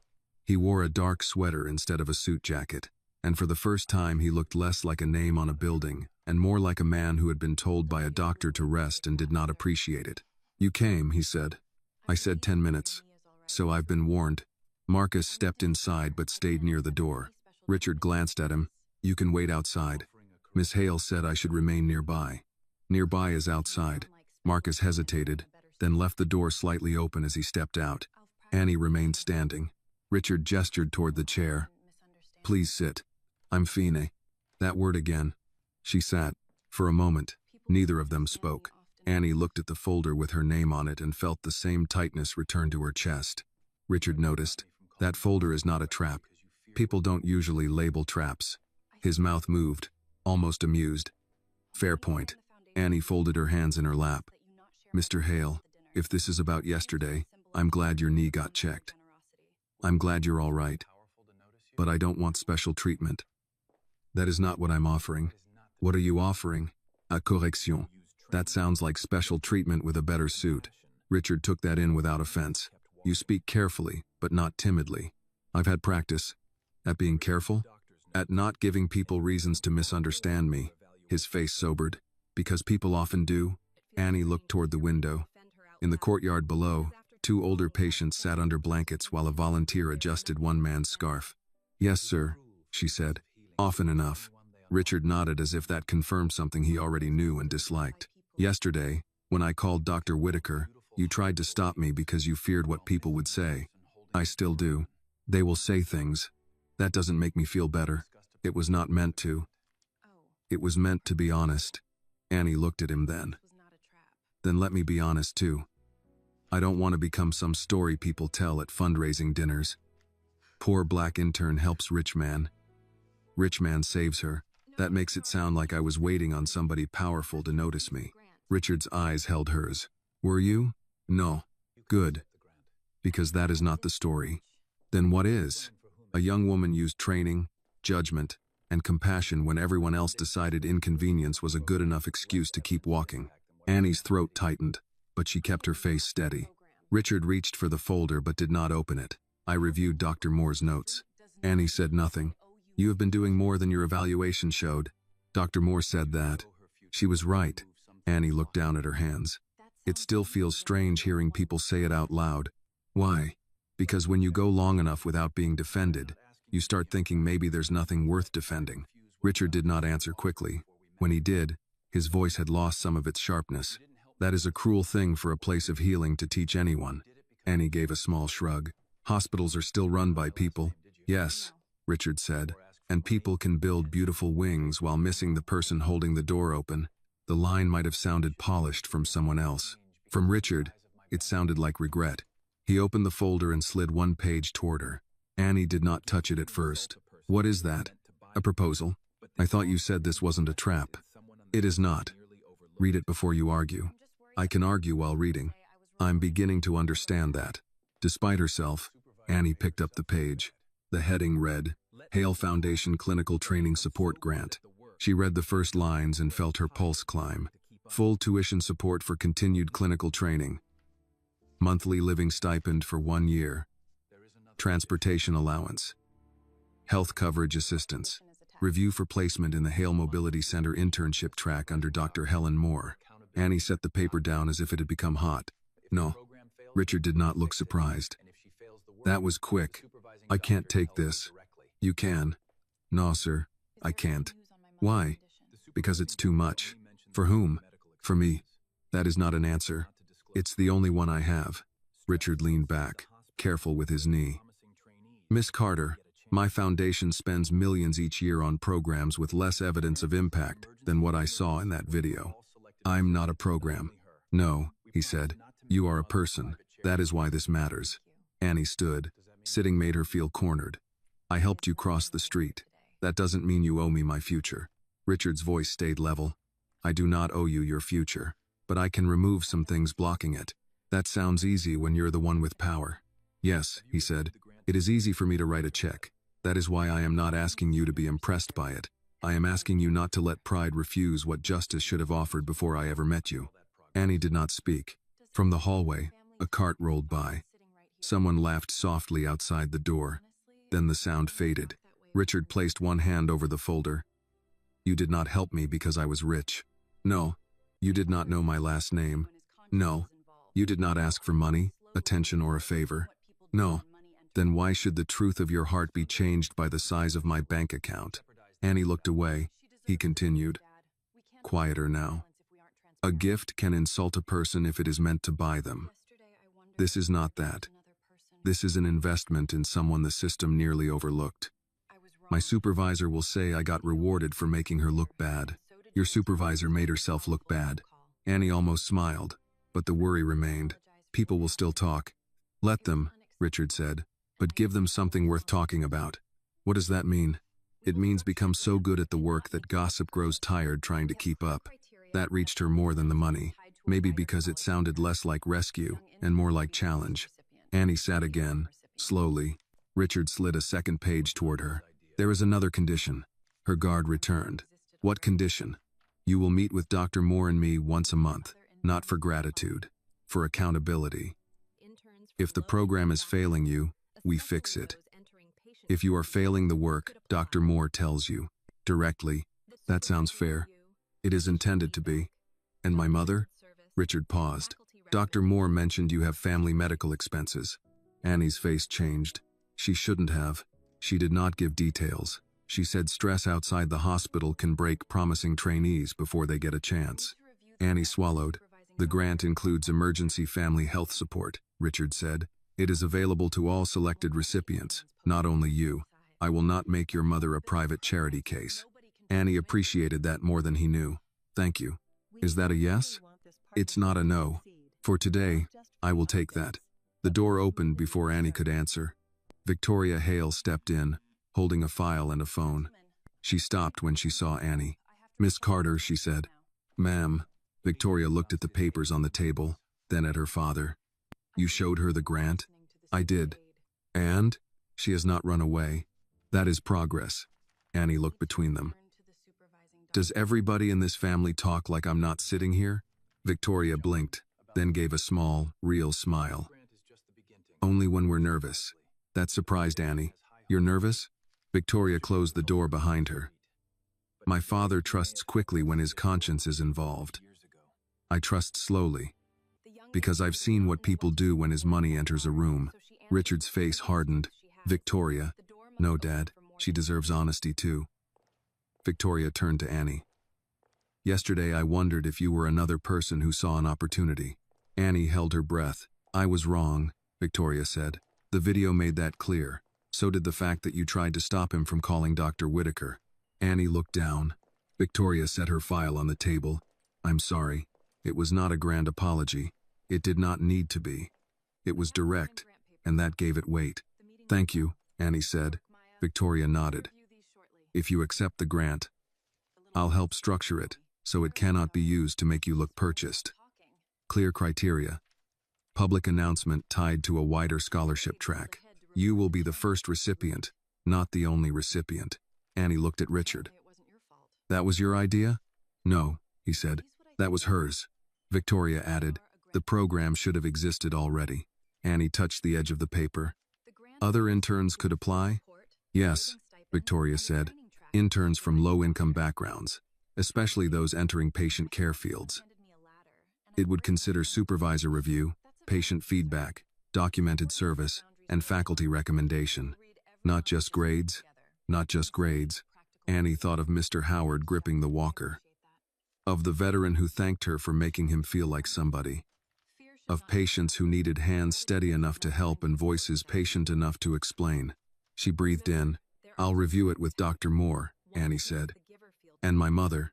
Richard nodded. "Good. But I won't be anyone's poster girl." Victoria answered before Richard could. "Then help us build it so nobody can turn you into one." Annie looked at her and saw, for the first time, not just suspicion or status, but a woman trying to do a difficult thing correctly. Her phone buzzed. Annie checked the time and stood. "My 10 minutes are up." Richard glanced at the clock. "It has been 18. I knew you weren't listening to Marcus. Victoria smiled faintly. Richard looked almost pleased. Annie gathered the papers but did not fold them. I need to get to Dr. Moore. At the door, Richard called her name. She turned. Miss Carter. Yes, sir. Yesterday, you helped me cross a street. Today, you may have helped us see a door we should have opened years ago. Annie did not know what to do with words that large, so she gave him the simplest truth she had. Just make sure it opens for more than me. Then she stepped into the hallway, carrying the grant papers against her chest. No longer sure whether the weight in her hands was fear, hope, or both. Annie found Dr. Moore in the rehab unit, standing beside the nurse's station with a chart tucked under one arm and reading glasses low on her nose. You're late, Dr. Moore said. Annie checked the clock. 8 minutes. 18, according to Marcus. Annie stopped. He told you? He called to say Chairman Hale kept you longer than promised and that it was not your fault. That man reports everything. That is why he still has a job. Dr. Moore nodded toward the papers in Annie's arms. Is that what I think it is? Annie held them a little tighter. Grant proposal. Full support? Looks like it. Living stipend? Yes. Training track? With you. Dr. Moore took off her glasses. And how do you feel? Like somebody handed me a ladder and I'm worried it might turn into a leash. That is a wise concern. Annie looked relieved that Dr. Moore had not dismissed it. Richard said it's not charity. Victoria said they can structure it as a real scholarship. Not just something for me. That would be better. I told them I'd review it with you and my mother. Good. We will read every line. Annie looked down the hall, where a patient moved slowly between parallel bars while a therapist walked beside him. Do you think I should accept it? Dr. Moore leaned against the counter. I think you should not let fear make the decision. I also think gratitude should not sign paperwork without counsel. That sounds like a yes and no. It is a doctor's answer. We are trained to complicate things. Annie smiled, but only for a second. Linda will use it against me. Linda will use breakfast against you if it suits her. That's not comforting. It was not meant to be. It was meant to be accurate. Dr. Moore placed her glasses in her coat pocket. Listen carefully, Annie. There are two kinds of help. One makes you smaller so the giver can feel tall. The other gives you room to stand. You need to learn the difference. How? By asking what strings are tied to it, by seeing who else benefits, by making sure it does not ask you to become silent. Annie looked at the papers again. I don't want to be silent. Then don't sign anything that requires it. Before Annie could answer, a voice cut in from behind them. Well, there she is. Annie turned. Linda Barrett stood near the end of the nurse's station, holding a tablet. She wore navy scrubs and the same controlled expression she had carried into every room Annie had ever seen her enter. Two nurses nearby found reasons to busy themselves with charts, though both kept listening. Dr. Moore's face did not change. Linda's eyes moved to the papers in Annie's arms. I heard you had a private meeting with the Hales. Annie kept her voice steady. Yes, ma'am. During hospital hours? Dr. Moore knew. I did, Dr. Moore said. Linda nodded slowly. Of course. The word carried more than agreement. Annie waited. She had learned that Linda often left empty spaces in conversation for other people to fill with apologies. This time, Annie let the space remain empty. Linda looked at the badge on Annie's coat. You understand that attention can fade quickly. When it does, work remains. Yes, ma'am. And work is not done by donors. No, ma'am. It is done by discipline. Yes, ma'am. Dr. Moore's voice stayed mild. Do you need something, Linda? I need room 421 reassigned. Staffing changed. Dr. Moore glanced at the board. Mrs. Keller? Yes. Annie can take her vitals and mobility notes. Dr. Moore looked at Annie. Mrs. Keller is post-op hip repair. Mild confusion. Anxious with new staff. Are you comfortable? Annie nodded. Yes, ma'am. Linda's mouth tightened just enough to show she had hoped for hesitation. Make sure everything is documented. Annie met her eyes. I will. Linda left without another word. Dr. Moore waited until she was out of earshot. That was a test. I know. You passed by not turning it into a fight. I wanted to. That is allowed too, just not always useful. Room 421 was near the end of the hall. Mrs. Keller sat in bed with a pale blue blanket over her lap. Her silver hair brushed back neatly, one hand gripping the rail. A breakfast tray sat untouched beside her. The television was on but muted. Annie knocked softly. "Mrs. Keller? My name is Annie. Dr. Moore asked me to check on you." The woman looked up. Her eyes were tired and wary. "Are you the new girl? I'm one of the interns. I don't want to walk." "That's all right. I didn't ask you to." Mrs. Keller's grip loosened a little. "They keep asking. People do that in hospitals. I'm not ready." Annie stepped inside but stayed near the foot of the bed. "Then we start with what you are ready for. Can I check your blood pressure?" Mrs. Keller looked at her for a moment, then nodded. Annie moved calmly. She explained each action before doing it. Cuff on the arm. Feet supported. Deep breath. No hurry. Mrs. Keller watched her hands. "You're the one on the video," Mrs. Keller said. Annie kept the cuff in place. "People have been saying that today. My daughter showed me. On her phone. Someone from the lobby posted part of it." Annie paused. "Posted it?" "Not all of it. Just the SUVs and the man calling him chairman. People like that sort of thing." Mrs. Keller's mouth pulled down. "They missed the important part." Annie removed the cuff. "What part is that?" "The hand," Mrs. Keller said. "You gave him your hand before the cars came." Annie wrote down the reading because it gave her something to do with the feeling in her chest. "His knee hurt." Mrs. Keller gave a small nod. "My husband had knees like that. Proud man. Would rather argue with stairs than use a rail." "Sounds familiar." "Men can be foolish." "Yes, ma'am." Mrs. Keller gave her a quick look, then laughed softly. The laugh loosened something in the room. Annie checked the incision notes, asked about pain, and adjusted the blanket so it did not pull against the hip. Mrs. Keller watched her more openly now.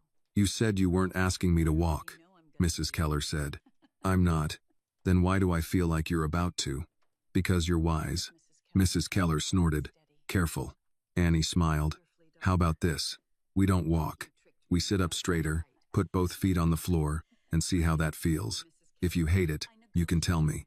I can already tell you I'll hate it. Then you'll be prepared." By the time Dr. Moore came in, Mrs. Keller was sitting at the edge of the bed with both feet planted, annoyed but steady. Dr. Moore's eyebrows lifted. "Well," Mrs. Keller pointed at Annie. "She tricked me." "I did not," Annie said. "I negotiated. She talks like my sister." "Is that good?" "No, but it works." Dr. Moore hid a smile. "Pain level?" "Still there," Mrs. Keller said. "But I'm sitting, aren't I?" "You are."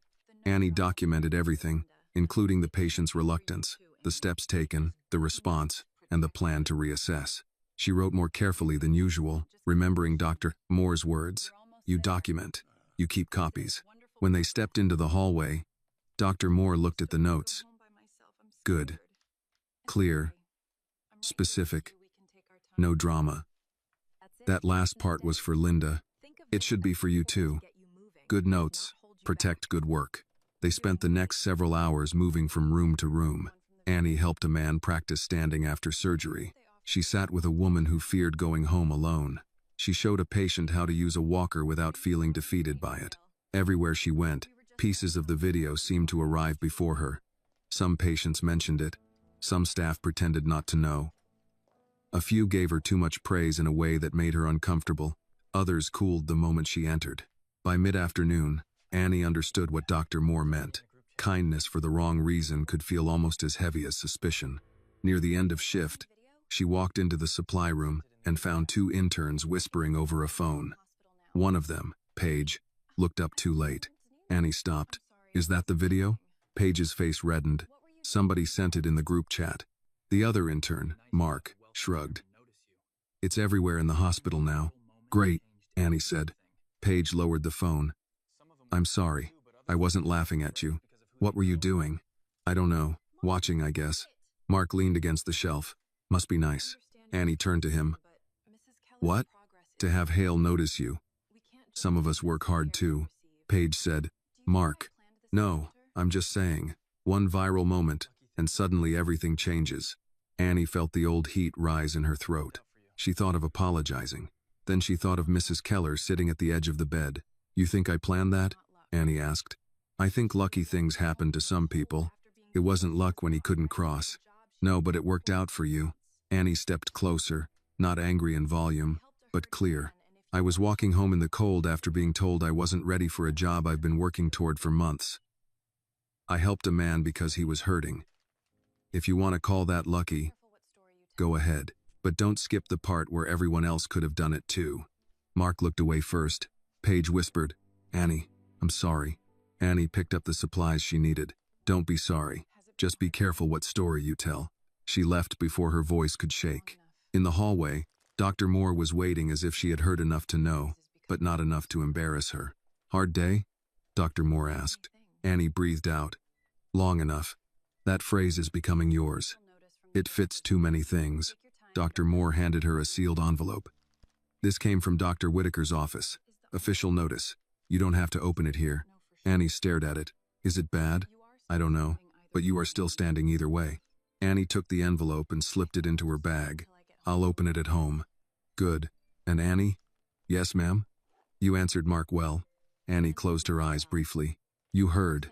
Enough. I didn't mean to sound bitter. You sounded truthful. There is a difference. Annie nodded, though she was not sure she believed it yet. That evening, she walked home with the envelope in her bag, and the grant papers folded beside it. The city felt colder than it had that morning. Her phone buzzed 3 times with messages from people who had suddenly remembered her number. She did not answer. Inside her apartment, she took off her coat, washed her hands, and placed both documents on the table, Richard Hale's grant proposal and the hospital envelope. She called her mother before opening either one. Grace answered on the second ring. Did you eat? Annie laughed under her breath. Hello to you too. Food first, fear second. Mama, I'm serious. I'll eat after. No. You will put something in a bowl. Then you will open whatever is making your voice sound like that. Annie obeyed. Oatmeal again. She set it on the table, then opened the hospital envelope while Grace stayed on the line. Her eyes moved across the page. Temporary supervision reassigned to Dr. Helen Moore. Application reactivated. Formal review pending. No disciplinary action. Annie read the last line twice. Grace waited. Baby? They didn't close my file, Annie said. Grace exhaled. Good. It's not official yet, but it's open. Annie looked at the grant proposal beside the letter. One door open. Another offered. Neither one. Simple. Yes, she said softly. It's open. Outside, traffic moved through the cold Chicago night. Inside, Annie sat with a bowl of oatmeal, a hospital letter, and a decision waiting beside her. For the first time, the future did not look easy, but it no longer looked locked. Annie did not sign the grant proposal that night. She read it 3 times, once by herself, once out loud to her mother, and once with a notebook beside her so she could write down every question that made her uneasy. Grace listened through the phone, stopping her whenever Annie tried to rush past a paragraph. Read that part again, Grace said. Mama, it's legal language. That means it was written by people who get paid to hide sharp corners in soft words. Read it again. Annie read the section about eligibility, the monthly stipend, the training track, and the family health support. None of it sounded like a trap, but that did not make her trust it. Good things had not arrived often in her life, and when they did, they usually came with paperwork, conditions, or disappointment, hiding somewhere near the bottom. Grace let her finish, then said, What scares you most? Annie looked at the paper. That people will think I'm being bought. Are you? No. Then what else? That maybe I'll accept this, and then every room I walk into, people will see Richard Hale before they see me. Some will. That's supposed to help? It's supposed to be true. Some people saw your skin before your name.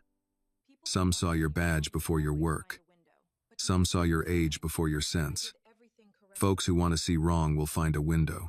Annie leaned back in the chair and rubbed her forehead. Then why accept anything? Because refusing a good door does not punish unfair people. It only keeps you outside. Annie let that sit.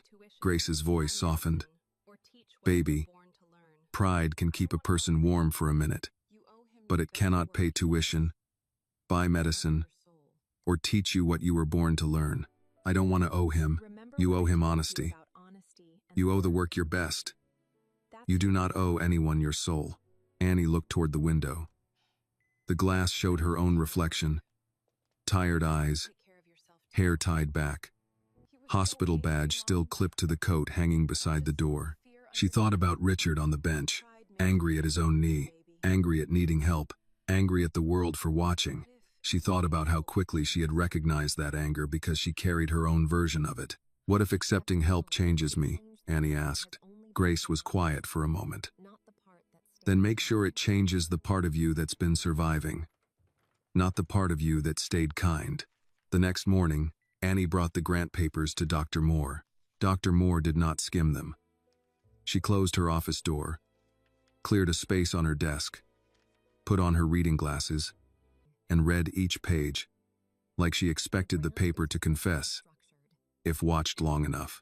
Annie sat across from her, hands folded, trying not to tap her foot. After 10 minutes, Dr. Moore said, "This is well structured." That means good? It means careful. Victoria Hale did her job. She said it would become a scholarship track, not just something for me. It says that here. First recipient, pilot year, criteria to expand the program after review, faculty recommendation required, patient care documentation considered, supervisor evaluation included, but not treated as the only measure. Annie noticed the last part. Not the only measure. Important sentence. Linda won't like it. No. Linda likes single doors because she knows who holds the key. Annie let out a breath. So you think it's safe? I think it is safe enough to consider seriously.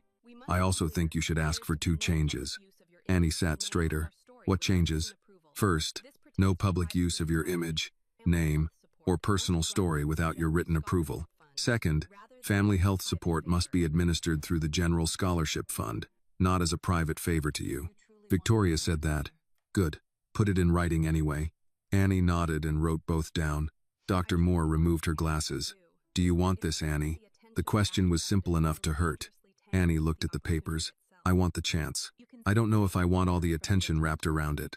That is not the same answer. No. So separate them. Accept the chance. Set boundaries around the attention. Annie gave a small smile.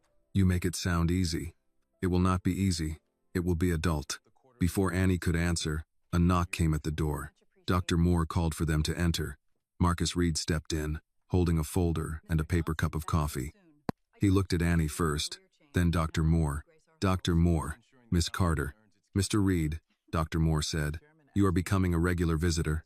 I apologize. Chairman Hale asked me to deliver revised documents.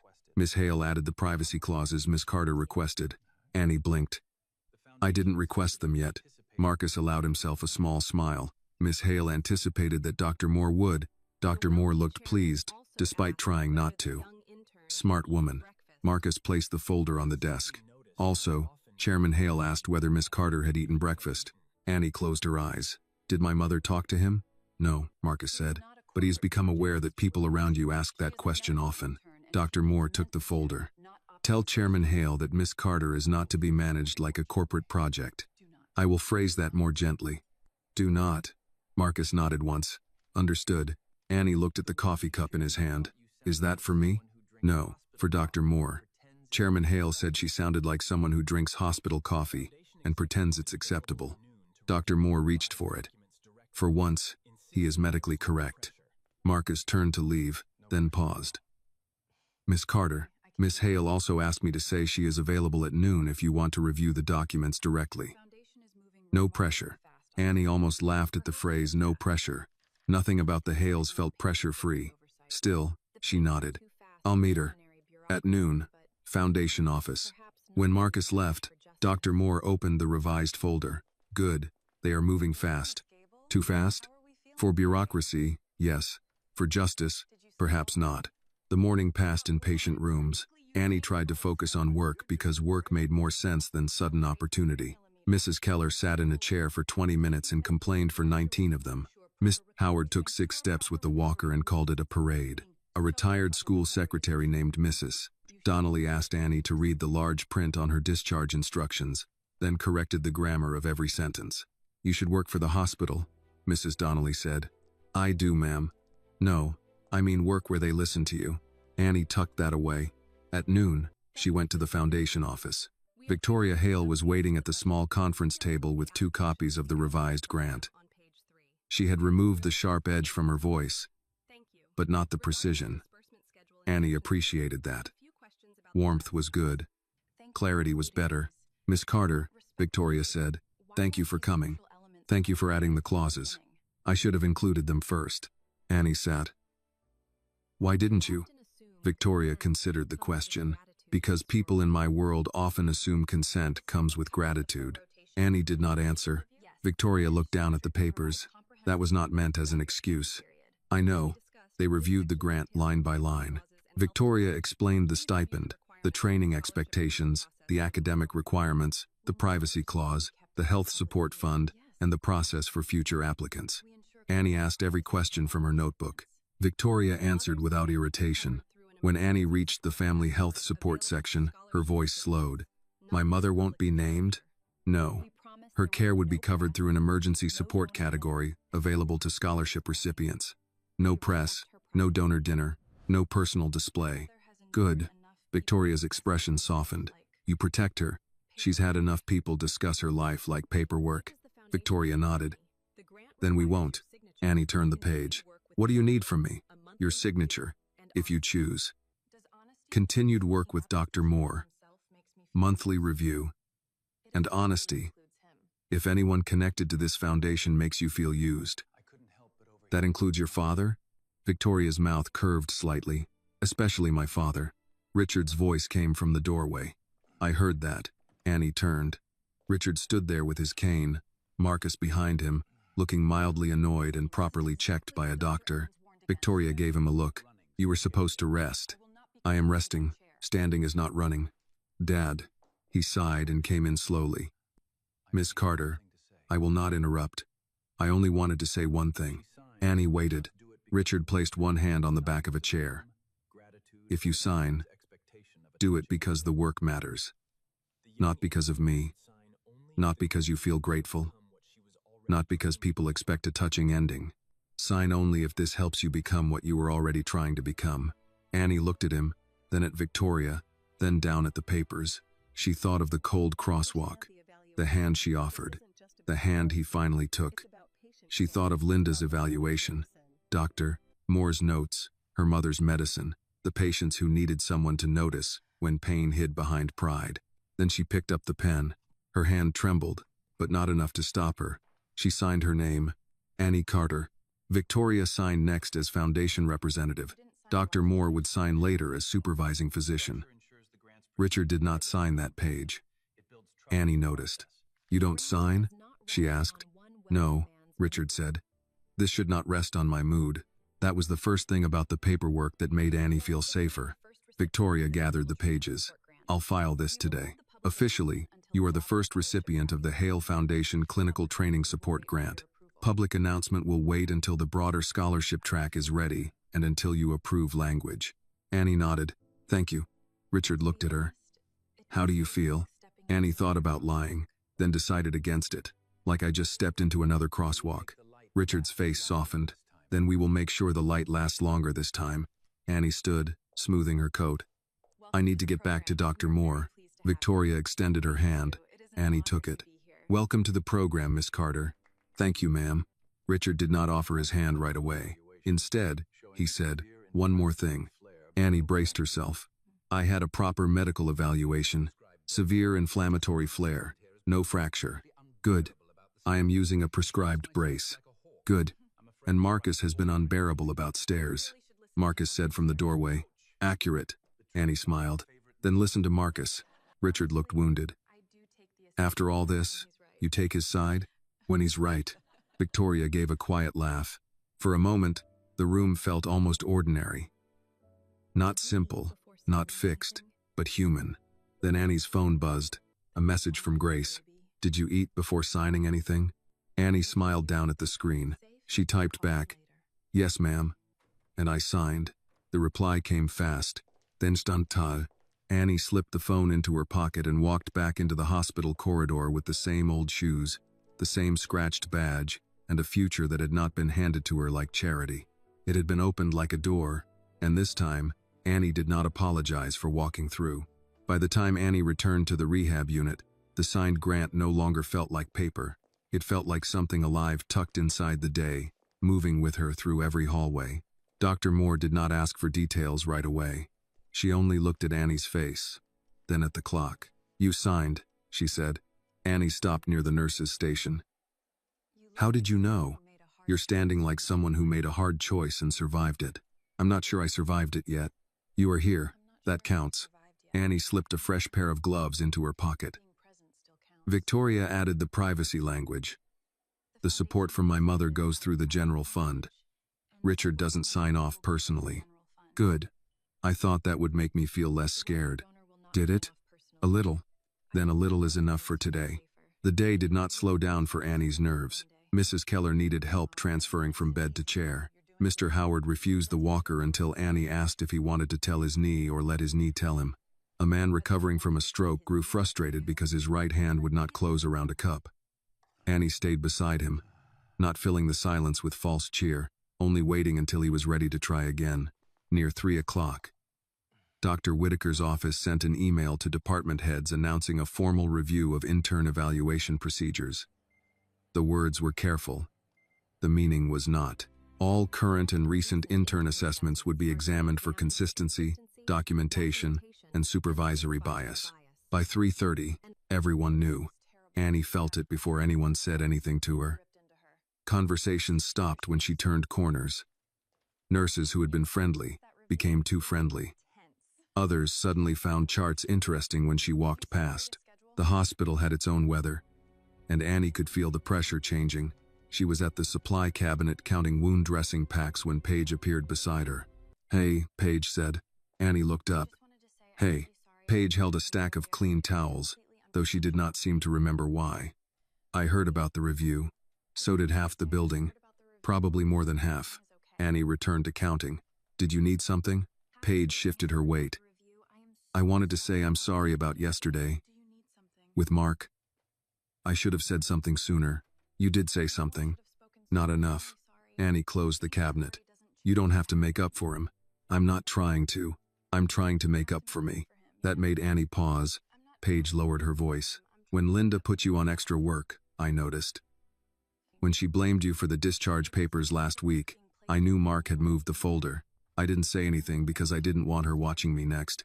Annie felt the old anger rise, but it was tired now. So you watched her watch me instead. Paige's face flushed. Yes. Annie turned the words over. They hurt because they were plain. Thank you for telling me. That's it? What do you want me to say? I don't know. I thought you'd be mad. I am. Paige looked down. But I'm also not surprised, Annie said. That's the sad part. Paige gripped the towels. Dr. Moore is asking interns for written statements. I'm going to tell her what I saw. Annie studied her. Because it's safe now? Paige did not answer quickly. Maybe. Partly. But also because it's true. Annie nodded once. Then tell the truth clean. Don't dress it up to make yourself look better. Paige swallowed. I won't. After Paige left, Annie stood with one hand on the cabinet handle. She wanted to feel satisfied, but all she felt was the cost of delayed honesty. People often waited until a door opened before admitting someone else had been locked out. When she returned to the hall, Linda Barrett was waiting near the charting station. Annie, the way Linda said her name had changed, not warmer, more precise, as if each syllable had to be handled in front of witnesses. Yes, ma'am, I need to speak with you. Dr. Moore, who was reviewing notes at the nurse's station, looked up. Here is fine. Linda's eyes moved toward her. This is a private matter. If it involves Annie's training, here is fine, Dr. Moore said. The staff nearby became very interested in screens and clipboards. Linda held a folder against her chest. I want to make something clear. The review is administrative. It does not mean any conclusion has been reached. Annie kept her voice steady. I understand. I have supervised many interns. Some thrive. Some struggle. When I assess readiness, I do so based on standards, not personal preference. Dr. Moore said nothing. Annie waited. Linda continued. You may feel singled out because expectations were placed on you, but expectations are not discrimination. Annie felt the familiar pull to nod, to let Linda define the room and everyone inside it. Instead, she asked, were the expectations the same for all of us? Linda's face tightened. That is what the review will determine. That wasn't my question. A nurse at the desk stopped typing for half a second. Linda's voice lowered. Be careful, Annie. Annie's hands stayed at her sides. I am being careful. That's why I'm asking clearly. Dr. Moore stepped closer, but Annie did not need rescuing this time. Linda looked at the people nearby, then back at Annie. I will provide my documentation. Good, Annie said. I will provide mine. Linda's eyes narrowed. Yours? Yes, ma'am. Dates, tasks, shift changes, corrections, patient notes. Dr. Moore said good notes, protect good work. Dr. Moore made no attempt to hide the approval on her face. For the first time since Annie had known her, Linda Barrett seemed unsure which tone to use. Then I suppose the process will speak for itself. I hope so, Annie said. Linda turned and walked away. Annie released a breath she had been holding. Dr. Moore came beside her. You handled that well. My knees disagree. Knees are dramatic. Annie almost smiled. Richard would agree. Richard has no moral authority on knees. The rest of the shift passed in pieces. Work helped. Patience helped. Clear tasks helped. Annie took vitals, assisted transfers, updated charts, brought warm blankets, and answered questions from people who were more afraid of needing help than they were of pain. Near 5, Dr. Whitaker asked Annie to come to a smaller conference room on the rehab floor. Dr. Moore came with her. Victoria Hale was there already, seated with a notebook open. Marcus stood near the door, and Richard sat at the far side of the table with his cane beside him and a brace visible under his pant leg. Annie stopped. I thought this was with Dr. Whitaker. It is, Richard said. I am behaving as an observer. Victoria looked at him. That remains under review. Dr. Whitaker entered carrying a folder. He looked older than he had that morning, as if the day had asked him to see things he should have seen sooner. Miss Carter, he said, thank you for coming. Annie sat beside Dr. Moore. Dr. Whitaker opened the folder. The formal review will take time. However, some preliminary issues require immediate correction. Annie did not move. First, your interim evaluation will be marked under review and removed from placement consideration until the process is complete. Second, your clinical training application is no longer paused. Third, effective Monday, you will begin a provisional official placement under Dr. Moore's supervision. Annie heard the words, but they seemed to arrive one at a time. Provisional official placement under Dr. Moore. Effective Monday. She looked at Dr. Moore. The older doctor gave a small nod. Annie turned back to Dr. Whitaker. Sir, does that mean I'm accepted? Provisionally, he said, pending final review. But yes, you will be treated as an official placement candidate with stipend eligibility. Annie's throat tightened. Thank you. Dr. Whitaker closed the folder. Do not thank me too quickly. This should have been reviewed earlier. Richard gave a quiet, Dr. Whitaker looked at him. I heard that. I intended you to. Victoria touched the bridge of her nose, but Annie saw the corner of her mouth move. Dr. Whitaker turned back to Annie. There is another matter. The video has circulated internally and partially online. We are working to limit patient privacy exposure. Though you and Mr. Hale were outside hospital treatment areas, still, people may approach you. If anyone pressures you for comments, refer them to communications. Annie nodded. Yes, sir. Victoria spoke next. The Foundation will not issue any public statement without your approval. I appreciate that. Richard leaned forward slightly. Miss Carter, may I say something? Annie looked at him. Yes, sir. I have spent years giving money to institutions and trusting them to know where it should go. Yesterday taught me that money can build a hallway and still fail to notice who is walking it. Dr. Whitaker's face tightened, but he did not interrupt. Richard continued. This grant is not enough. The Foundation will fund a broader scholarship track for clinical trainees from working-class communities, with patient care documentation included in selection. Victoria will lead the structure. Dr. Moore has agreed to advise. Annie turned to Dr. Moore, surprised. Dr. Moore said, I agreed after negotiating coffee standards. Richard sighed. She is impossible. She is right, Annie said. Richard pointed at her. That alliance is forming too quickly. For the first time that day, Annie laughed softly. It did not last long, but it was real. Victoria looked at Annie. We would like your input too. Not as a symbol. As someone who understands what applicants need and what can go wrong when one supervisor has too much control. Annie sat back. You want me to help design it? Yes, Victoria said. With boundaries, paid time, no public speaking unless you choose it. Annie looked at Dr. Moore. Dr. Moore said, You do not need to answer today, Richard added. She will tell you that often. It is good advice, Dr. Moore said. Annie touched the edge of the table. The same hospital that had made her feel temporary was now asking her to help build something that might outlast her. It was too much to hold all at once. I'll think about it, she said. Victoria nodded. Fair. The meeting ended shortly after. Dr. Whitaker left first. Victoria took a call near the window. Marcus helped Richard stand, though Richard pretended not to need as much help as he did. Annie stepped toward the door, then heard Richard say her name. Annie. She turned. This was the first time he had used only her first name without testing it first. Yes, sir. I was difficult at the crosswalk. Yes, sir. Marcus looked away fast. Richard frowned. You were not supposed to agree that quickly. You asked. I did. He adjusted his grip on the cane. Thank you for staying after I gave you every reason not to. Annie thought of the woman in the tan coat, the red signal, the cold sidewalk, and his voice telling her to go. You were hurting, she said. That does not always make a man kind. No, Annie said, but it means he still deserves help. Richard looked at her for a long moment, then nodded. Annie left the room and walked down the hallway toward the staff elevators. Her phone buzzed before she reached them. Grace. Well? Annie stopped near the window overlooking the courtyard. She typed slowly. Mama. I got provisional placement. The reply came in pieces. Thank God. Then another. Did you eat?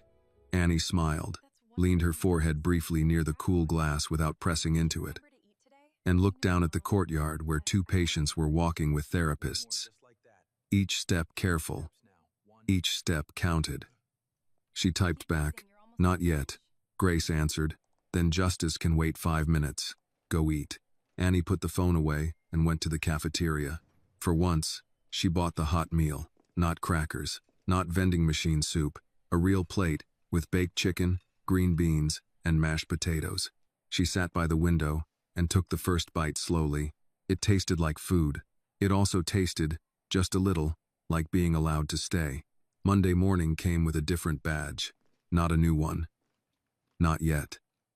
The plastic card still had the same scratched edge and the same word printed under Annie Carter's name.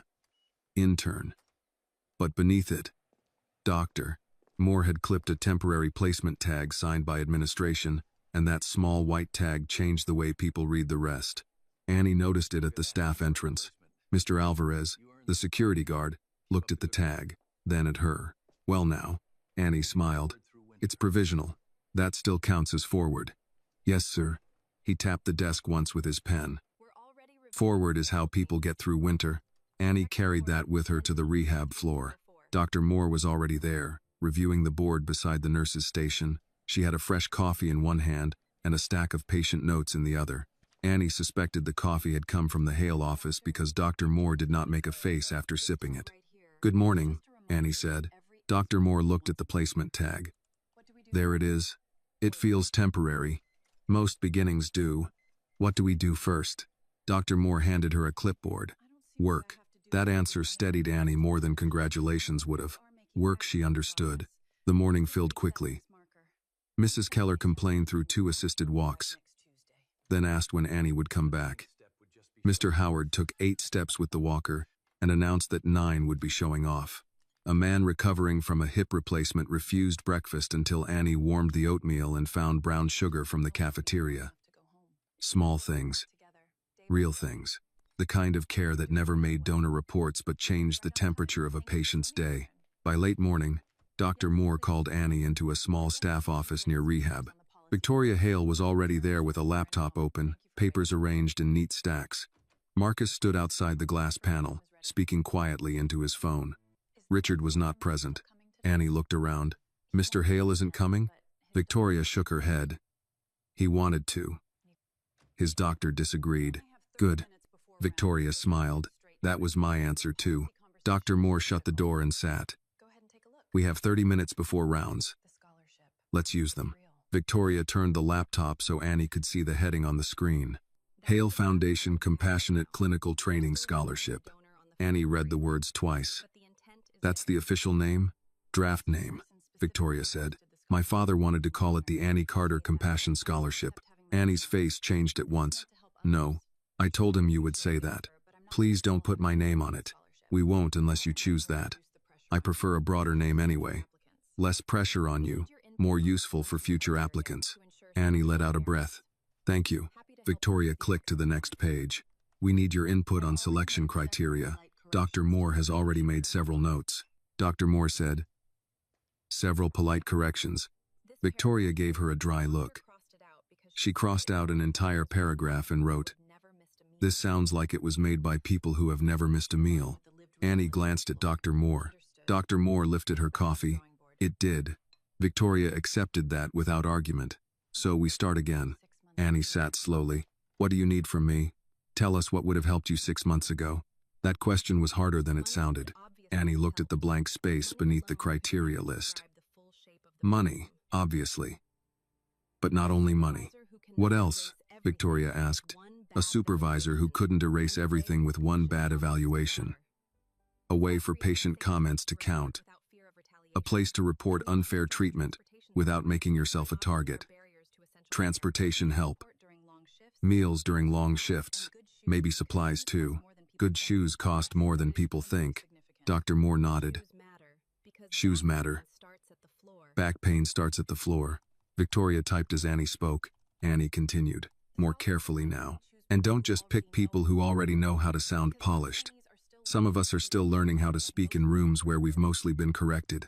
Victoria stopped typing for a second, then wrote that down too. Dr. Moore looked at Annie. Good. Annie felt heat in her cheeks. I don't know if that's criteria. It is if we build it right, Victoria said. A knock came at the door before she could continue. Marcus opened it halfway. Miss Hale, Mr. Grayson is here from the board. Victoria's jaw tightened. I did not ask him to come. He said he was invited by Dr. Whitaker's office. Dr. Moore muttered. Of course he did. Annie looked between them. Who is Mr. Grayson? Victoria closed the laptop halfway. Thomas Grayson. Hospital board member. He prefers cost control over human complexity. That's a polite way to say it? That is the version I can say in a hospital. The door opened wider, and Thomas Grayson stepped in without waiting to be welcomed. He was the silver-haired board member Annie remembered from the first meeting, the one with the red tie and smooth voice. Today the tie was blue, but the face was the same, practiced, pleasant, and uninterested in being challenged. Victoria, he said. Dr. Moore, Miss Carter. Annie stood because he was older and because Grace had raised her that way. Good morning, sir. He smiled at that, as if manners confirmed something for him. I won't take long. I heard there was a discussion about expanding foundation support for interns. Wonderful impulse. Truly. But I hope we're being cautious. Victoria did not invite him to sit. Cautious how? Public stories create emotional momentum. Emotional momentum can become expensive policy. Dr. Moore leaned back. A sentence only a boardroom could love. Grayson's smile thinned. I respect compassion, doctor, but hospitals cannot be run on reaction. One touching incident at a crosswalk should not become the basis for rewriting training standards. Annie felt the room shift toward her, though no one said her name. Victoria's voice stayed controlled. The scholarship is not based on one incident. It is based on documented gaps in how we support and evaluate trainees. Gaps are best handled internally, Dr. Moore said. They were internal. That was part of the problem. Grayson turned to Annie with a gentler expression that did not feel gentle. Miss Carter, I'm sure you mean well. And I understand why all this attention must feel exciting. But it would be unfortunate if expectations grew beyond what is realistic. Annie heard Linda's voice inside his words. Different person, same small box. She kept her hands at her sides. What expectations do you mean, sir? Well, an official placement, stipend support, scholarship consultation, these are serious matters. You are still early in your training. Yes, sir. And you understand that being kind to Mr. Hale does not automatically qualify you to advise a foundation. Annie felt Dr. Moore shift beside her, but she answered before anyone could step in. No, sir. Being kind doesn't automatically qualify me. Grayson nodded, satisfied too soon. Annie continued, but needing the kind of support this scholarship is trying to offer does qualify me to say what would help. Working under the evaluation system being reviewed qualifies me to say where it failed me. And helping Mr. Hale was not the reason I was invited here. It was the reason people finally checked what was already happening. Victoria looked at her, still and focused. Grayson's smile faded. That is one perspective. It's mine, Annie said. You asked me. Dr. Moore's mouth twitched, but she said nothing. Grayson turned back to Victoria. I would advise delaying any announcement until the internal review is complete. If the review finds no pattern of bias, a scholarship built around that assumption may look premature. Victoria folded her hands. Oh, and dear Mike, the closed laptop. The scholarship is not waiting for the hospital to admit what the foundation already sees. That sounds adversarial. It sounds overdue. Grayson's tone cooled. Be careful, Victoria. Donor pressure can create legal exposure. Marcus stepped closer to the doorway, quiet but present. Victoria stood. Thank you for your concern, Thomas. We will document everything. Grayson looked at Dr. Moore. And you support this? I support anything that makes it harder for one supervisor's blind spot to become a young person's ceiling. He had no clean reply to that. At the door, he paused and looked at Annie again. Miss Carter, I hope you understand visibility has a cost. Annie remembered Linda's warning. Do not mistake visibility for protection. She met his eyes. So does being invisible. Grayson left. The door closed behind him, and the office seemed to breathe again. Victoria looked at Annie for a long moment. I'm sorry. Annie sat back down. For him? For the way people like him make caution sound like wisdom. Dr. Moore opened the laptop fully again. He did us a favor. Victoria looked at her. How? He showed us exactly what language to protect against. Annie nodded slowly. Add something about applicants not having to perform gratitude. Victoria began typing. Say more. Some programs help you, then expect you to smile on command. Speak at events. Tell your pain in a way that makes donors comfortable. Make everything sound inspiring, even when it was unfair. Victoria typed faster. Dr. Moore said, add consent for storytelling, separate from financial support. Already added, Victoria said, but we can make it stronger. Annie thought of Grayson's smooth warning. And add that lived experience counts as advisory knowledge. Victoria stopped typing and looked up. That wording is good. My mother says I speak better when I'm irritated. I would like to meet your mother, Dr. Moore said. She would ask if all of you ate breakfast. Victoria smiled. A fair question. The meeting continued until Dr. Moore had to leave for rounds. By then, the scholarship draft had changed. It had transportation stipends, meal support for long clinical days, multiple evaluation sources, patient care documentation, anti-retaliation language, privacy protections, and a trainee advisory group that included paid participation.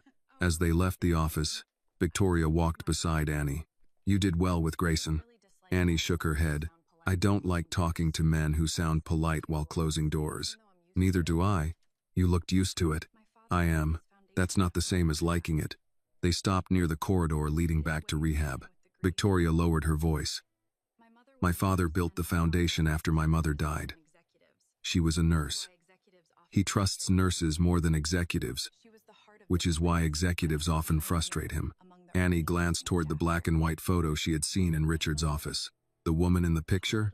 Yes, Caroline Hale. She used to say hospitals reveal a country's conscience. That sounds like something my mother would remember. Maybe they would have liked each other. Maybe. Victoria looked down the hall, then back at Annie. You reminded him of her yesterday. Not because of who you are exactly. Because you stopped. Annie did not know what to say to that. Victoria saved her from needing to. Go to rounds. Dr. Moore will pretend she wasn't waiting. She probably was. She absolutely was. Annie returned to the rehab unit and found Dr. Moore beside Mr. Howard's door. You took your time, Dr. Moore said. Grayson came by. Then I admire your restraint. I wanted to say more. You said enough if he left uncomfortable. He did. Then you said enough. They entered Mr. Howard's room. He was sitting in his chair, Cubs cap low on his forehead, arms crossed. I heard there's a scholarship now, he said. Annie stopped. How do you hear everything? I'm old, not absent. Dr. Moore checked his chart. Mr. Howard has sources. My wife, he said. She says if that rich man has money to put names on walls, he's got money to help young folks buy decent shoes. Annie laughed before she could stop herself. Mr. Howard pointed at her shoes. Those yours, Squeak? A little. Get better ones. Feet matter. Dr. Moore looked at Annie. See? Clinical consensus. Annie helped him stand, and this time he used the walker with less argument. Not none, less. After rounds, Annie spent the afternoon collecting notes, updating charts, and trying to stay focused. But Grayson's words followed her. Visibility has a cost. So does being invisible.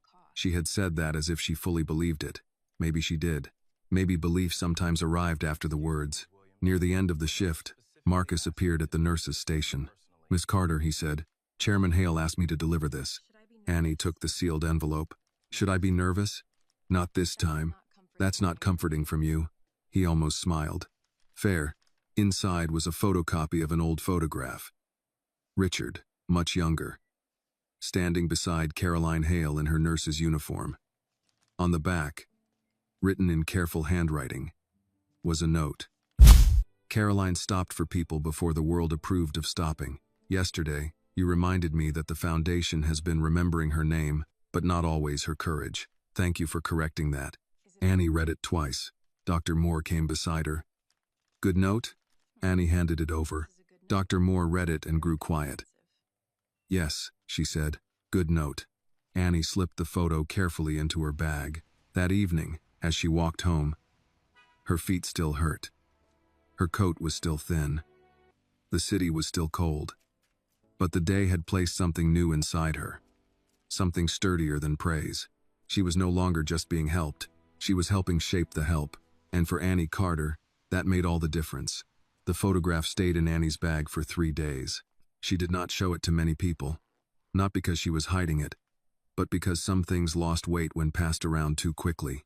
She showed it to Grace over a video call, holding it close to the phone so her mother could see Caroline Hale's nurse uniform and Richard's younger face beside her. Grace grew quiet. That woman had kind eyes, she said. You can tell from a photo? I can tell enough. Richard said I reminded him of her. Grace smiled a little. That scared you, didn't it? Yes, ma'am. Because being compared to someone loved is a heavy thing. Annie looked down at the photo. I don't want to become part of his grief. Then don't. Become part of the work. That was what Annie tried to do. The scholarship draft moved faster than anything else Annie had ever seen inside a hospital. Victoria sent revised language. Dr. Moore added notes in the margins. Annie crossed out words that made hardship sound noble and replaced them with words that made support sound practical. Transportation, meals, shoes, books, privacy, multiple evaluations, protection from retaliation. The more Annie worked on it, the more she understood what Richard had meant. Money could open a door, but if the hallway behind it was built wrong, people would still get pushed out. By Thursday afternoon, the first serious meeting for the scholarship track was scheduled in a medium conference room near administration, not the boardroom this time. Victoria said that was on purpose. Big rooms make people perform, she told Annie. We need people to speak. When Annie arrived, she found Victoria at the front with a laptop, Dr. Moore seated with a legal pad, Dr. Whitaker near the end of the table, Marcus by the wall, and 2 members from hospital education. Richard sat beside the window with his cane resting against the chair. His knee brace was still visible, and Annie was pleased to see he had not tried to hide it. Thomas Grayson was there too. Annie had expected that. She had also hoped not to see him. Both things could be true. Grayson greeted her with the same careful smile. Miss Carter. Good afternoon, sir. Still involved, I see. Yes, sir. Richard's voice came from the window. She was invited.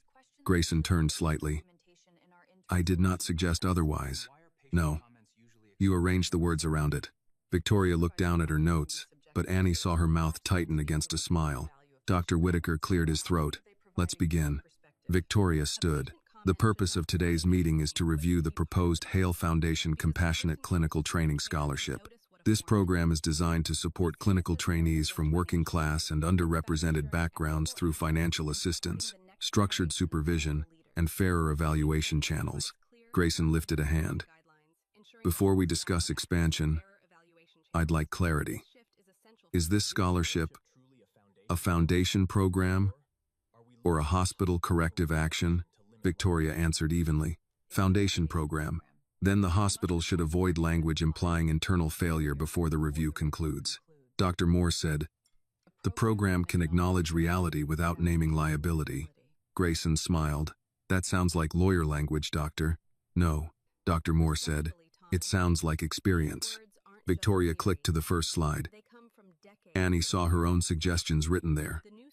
No name attached. That mattered. Need-based transportation support. Meal allowance during extended clinical days. Required faculty review beyond immediate supervisor. Patient care documentation. Protected reporting process. One of the education coordinators, Miss Patel, leaned forward. Patient care documentation is interesting. We don't usually use patient comments in intern selection. Why not? Richard asked. Miss Patel glanced at him. They can be subjective, Dr. Moore said. So can supervisor comments. Annie kept her hands still under the table. Victoria looked toward her. Miss Carter, can you speak to that? Annie felt Grayson's attention settle on her. She had learned by now that some people listened in order to understand, and some listened in order to find a loose thread. She chose her words carefully. A patient comment shouldn't be the whole decision, but it should be part of the picture. Sometimes the person closest to the care sees what the form misses. A patient knows if you explain something twice without making them feel slow. They know if you rushed them. They know if you touched the bed rail before moving it so the sound wouldn't scare them.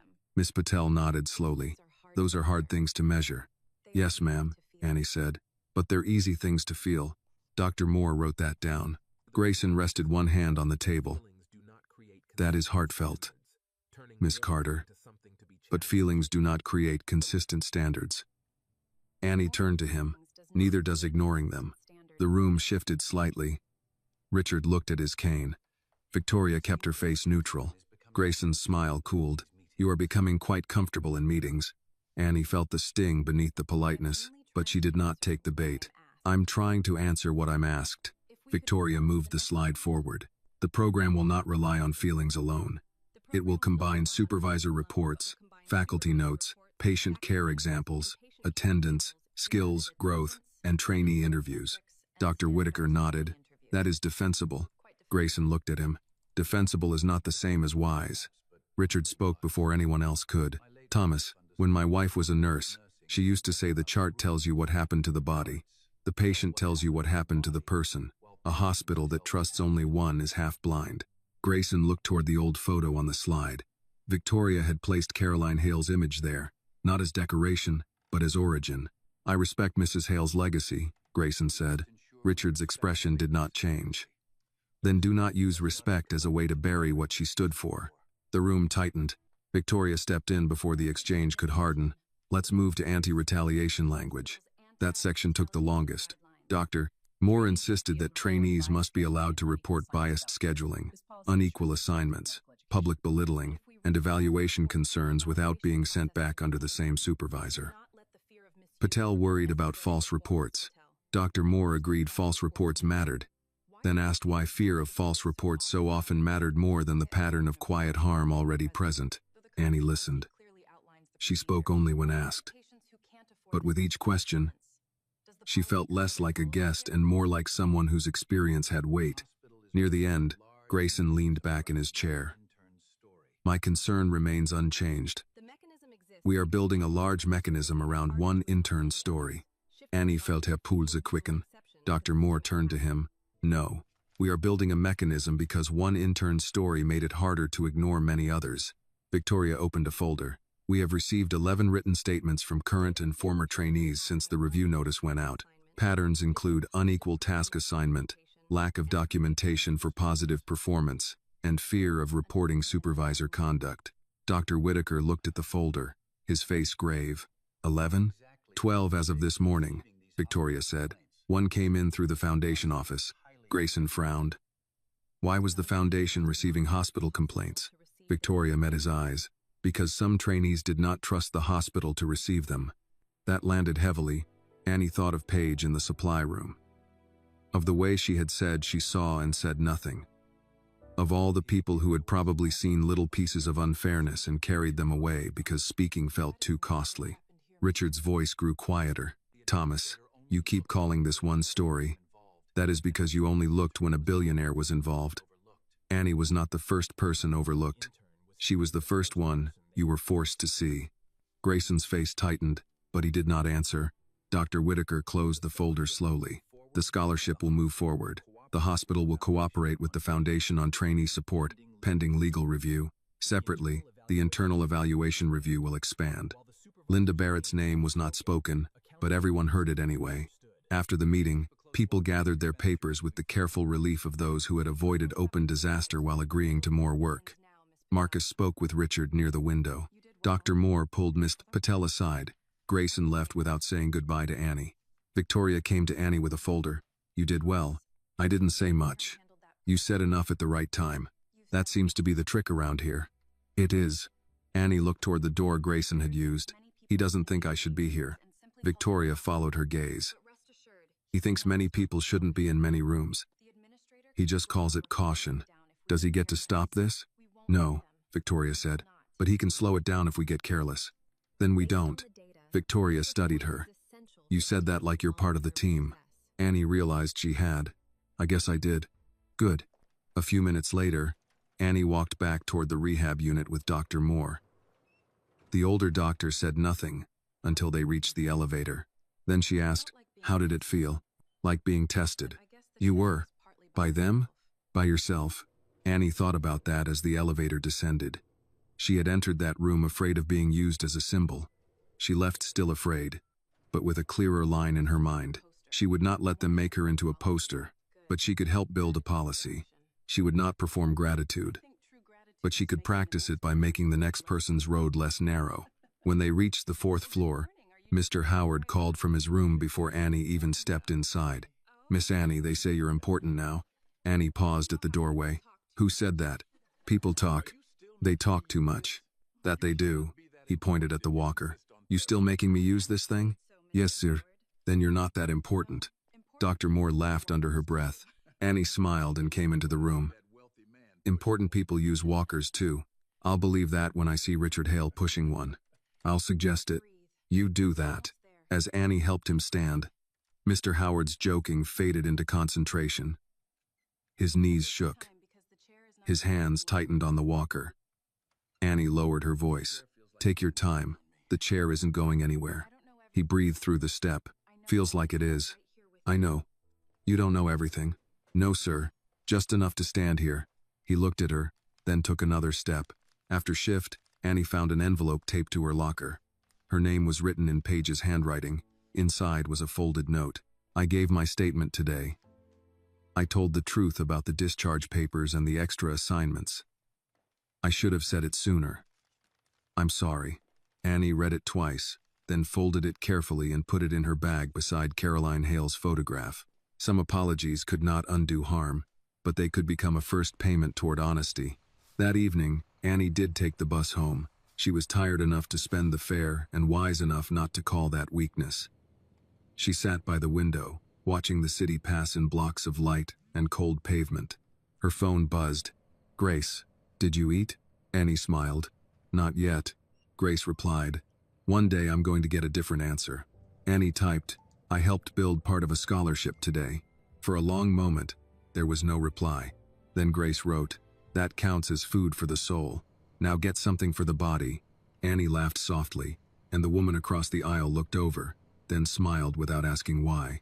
At her stop, Annie stepped off into the cold. Her feet still hurt. Her future was still uncertain. Linda's review was not finished. Grayson had not gone away, but Annie carried something new with her now. Not protection, not comfort, purpose. And purpose, Annie was learning, could make a tired walk feel a little less lonely. The internal review finished on a Friday morning. Annie heard about it first from the way the rehab floor changed before anyone said a word. Linda Barrett did not appear at the nurse's station for morning assignments. Her name had been removed from the supervisor rotation board. 2 administrators Annie did not know walked past with folders held close and faces too controlled to be casual. Paige came in late, eyes red, and went straight to Dr. Moore's office. Annie kept working because patients still needed help standing, eating, walking, and understanding discharge instructions. Hospitals did not pause for justice. They only made room for it if someone forced the door open. At 10:30, Dr. Moore found Annie in room 418, where Mr. Howard was arguing with his walker again. "I'm telling you, this thing turns crooked on purpose," he said. Annie adjusted the rear legs. "It turns crooked because you keep trying to steer it like a shopping cart. Shopping carts listen better. Then we'll file a complaint with the Walker Company." Dr. Moore knocked lightly on the open door. "Annie, when you're finished, Dr. Whitaker would like to see us." Mr. Howard looked between them. "That sounds official." "It is," Dr. Moore said. He turned to Annie. "You in trouble?" "Not that I know of. That's how trouble starts." Annie smiled. "You sound experienced. I was married 46 years. I know tones." Dr. Moore said, "Your wife must be a patient woman." "Patient? No. Loyal. Different thing." The words stayed with Annie as she finished his notes. Loyal. Different thing. She had been thinking about that all week. Loyalty was not pretending harm had not happened. Loyalty was telling the truth before the place you loved rotted from silence. When Annie stepped into Dr. Whitaker's office with Dr. Moore, she found Victoria Hale seated near the window, a legal folder in front of her. Richard was not there. Marcus stood outside the door, speaking quietly with someone from administration. Dr. Whitaker looked tired, but not uncertain. "Miss Carter," he said. "Dr. Moore, thank you." Annie sat. Dr. Whitaker folded his hands on the desk. "The preliminary review of intern evaluations and supervisory practices has produced enough concern for immediate action." Annie's throat tightened, but she did not interrupt. "Nurse Barrett has been removed from intern supervision pending final administrative review. She has also been placed on leave from scheduling authority." Dr. Moore gave no visible reaction. Annie looked down at her hands. She expected relief. Instead, she felt the strange heaviness that comes when a thing you endured finally receives a name. Dr. Whitaker continued. "The review found inconsistent documentation across trainees, repeated assignment imbalance, and several cases where positive performance notes were omitted from official evaluations. The pattern disproportionately affected interns from lower income backgrounds and interns of color." There it was, said in careful language, still real. Victoria spoke next. "The foundation will support an external consultant to help redesign the evaluation process, but the hospital has agreed the final authority must include more than one supervisor. No intern's future should rest on one person's private opinion." Annie thought of Linda's office, the mug that said, "Excellence is a habit," the folded paper in her pocket that day. "What happens to the people she already evaluated?" Annie asked. Dr. Whitaker nodded as if he had expected the question. "Files from the last 2 cycles will be reviewed. Former interns will be contacted where appropriate. Some decisions may not be reversible, but records can be corrected and opportunities reopened." "May not be reversible," Annie repeated softly. "I know," he said. "That is not enough." "No, sir, it isn't." Victoria's eyes moved to Annie. "That sentence will be in the Foundation's report. Not enough." Dr. Moore turned to Dr. Whitaker. "And Annie's placement?" "Confirmed," he said. "No longer provisional. Effective immediately. Clinical training intern under Dr. Moore's supervision, with stipend eligibility active this pay cycle." For a second, Annie could hear the radiator in her apartment, her mother asking if she had eaten, Richard's cane on wet pavement, Linda's pen marking her down. Mr. Beese, Howard saying loyal and patient were different. "Confirmed," she breathed in. "Thank you," she said, and this time the words did not feel too small. They felt earned. Dr. Whitaker looked at her with something close to apology. "You should not have needed a Billionaire's phone call to receive a fair review." "No, sir," Annie said. Victoria looked at him. "That should be in the report too." He nodded. "It will be." Dr. Moore leaned back. "Good. Now we need to discuss how to keep this from becoming a one-week conscience exercise." "That is why we are here," Victoria said. She opened her folder and slid several pages across the desk. "The scholarship track has been approved by the Hale Foundation Board. The hospital partnership is pending final legal language, but funding is secured for the pilot year. 10 trainees.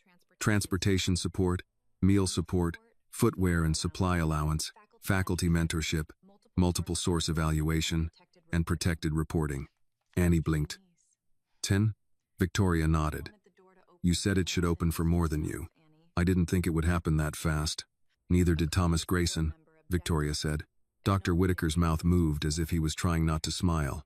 Mr. Grayson has entered several objections into the record. Of course he has, Dr. Moore said. Victoria continued. He argued the program may create expectations the hospital cannot maintain. Annie looked at her. What did you say? I said expectations are often how institutions discover what they should have been doing. Dr. Moore raised her coffee cup slightly. Good answer. Victoria's expression softened. My father said it less politely. I can imagine, Annie said. There was a knock at the door. Marcus opened it. Chairman Hale is asking if he may come in. Victoria closed her eyes. He was told to stay in the car. Marcus nodded. Yes.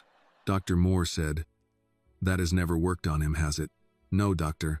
Richard entered with his cane, slower than before but steadier. He wore a dark overcoat and the knee brace beneath his pants. He looked at Annie first. Miss Carter, Mr. Hale, I hear congratulations are in order. Annie smiled faintly. For both of us, you're using the brace. Und protest. But using it, Marcus has become unbearable. Marcus said from the doorway, still accurate. Richard sat carefully in the chair Victoria pushed toward him. He looked at Dr. Whitaker. Has the hospital done the right thing? Dr. Whitaker answered without defensiveness. It has begun. Richard nodded. Beginning is acceptable, if followed by movement. Annie thought of crosswalks, of first steps, of knees that argued and people who still had to move. Victoria handed Richard a copy of the scholarship summary. He did not read it. He placed it on the desk and looked at Annie. My wife used to say a hospital's conscience is not measured by the names on its walls, but by who gets helped when nobody important is watching. Annie looked down. Richard continued. The foundation forgot parts of that. Not all at once. That is how forgetting works. A little efficiency here, a little prestige there, a few forms that make people smaller because smaller people are easier to process. Dr. Whitaker accepted the rebuke quietly. Richard's voice became gentler. You reminded us. Annie shook her head. I helped you cross a street. Yes, he said. And then you helped us see who else was still waiting at the curb. No one spoke for a moment, but this time Annie did not feel trapped by it. She felt the words settling where they needed to settle. Dr. Moore turned to Annie. There's one more thing. Annie looked at her. What? Dr. Moore smiled. Your new badge. Victoria took a small envelope from her folder and handed it across. Annie opened it carefully. Inside was a fresh hospital badge. Her photo was the same, but the line under her name had changed. Annie Carter, clinical training intern. Her fingers tightened around the plastic. Richard said nothing. Victoria said nothing. Dr. Whitaker said nothing. Dr. Moore, who knew when silence was useful and when it was not, said, Well, put it on. Annie laughed under her breath, though her eyes burned. She unclipped the old badge and held it for a second before setting it on the desk. Then she clipped on the new one. It felt light. It meant heavy. When Annie returned to the rehab floor, Mr. Howard was the first to notice. Come here, he called from his chair. Annie walked in. You're supposed to be doing ankle pumps. I'm exercising my eyes. Let me see. She stepped closer. He read the badge slowly. Clinical training intern. Well, look at that. It's official. He nodded, satisfied. Good. Now you can officially stop bossing me. No, sir. Now I can document it better. He laughed, then pointed at the chair beside him. Sit for a second. I have rounds. 30 seconds won't break the hospital.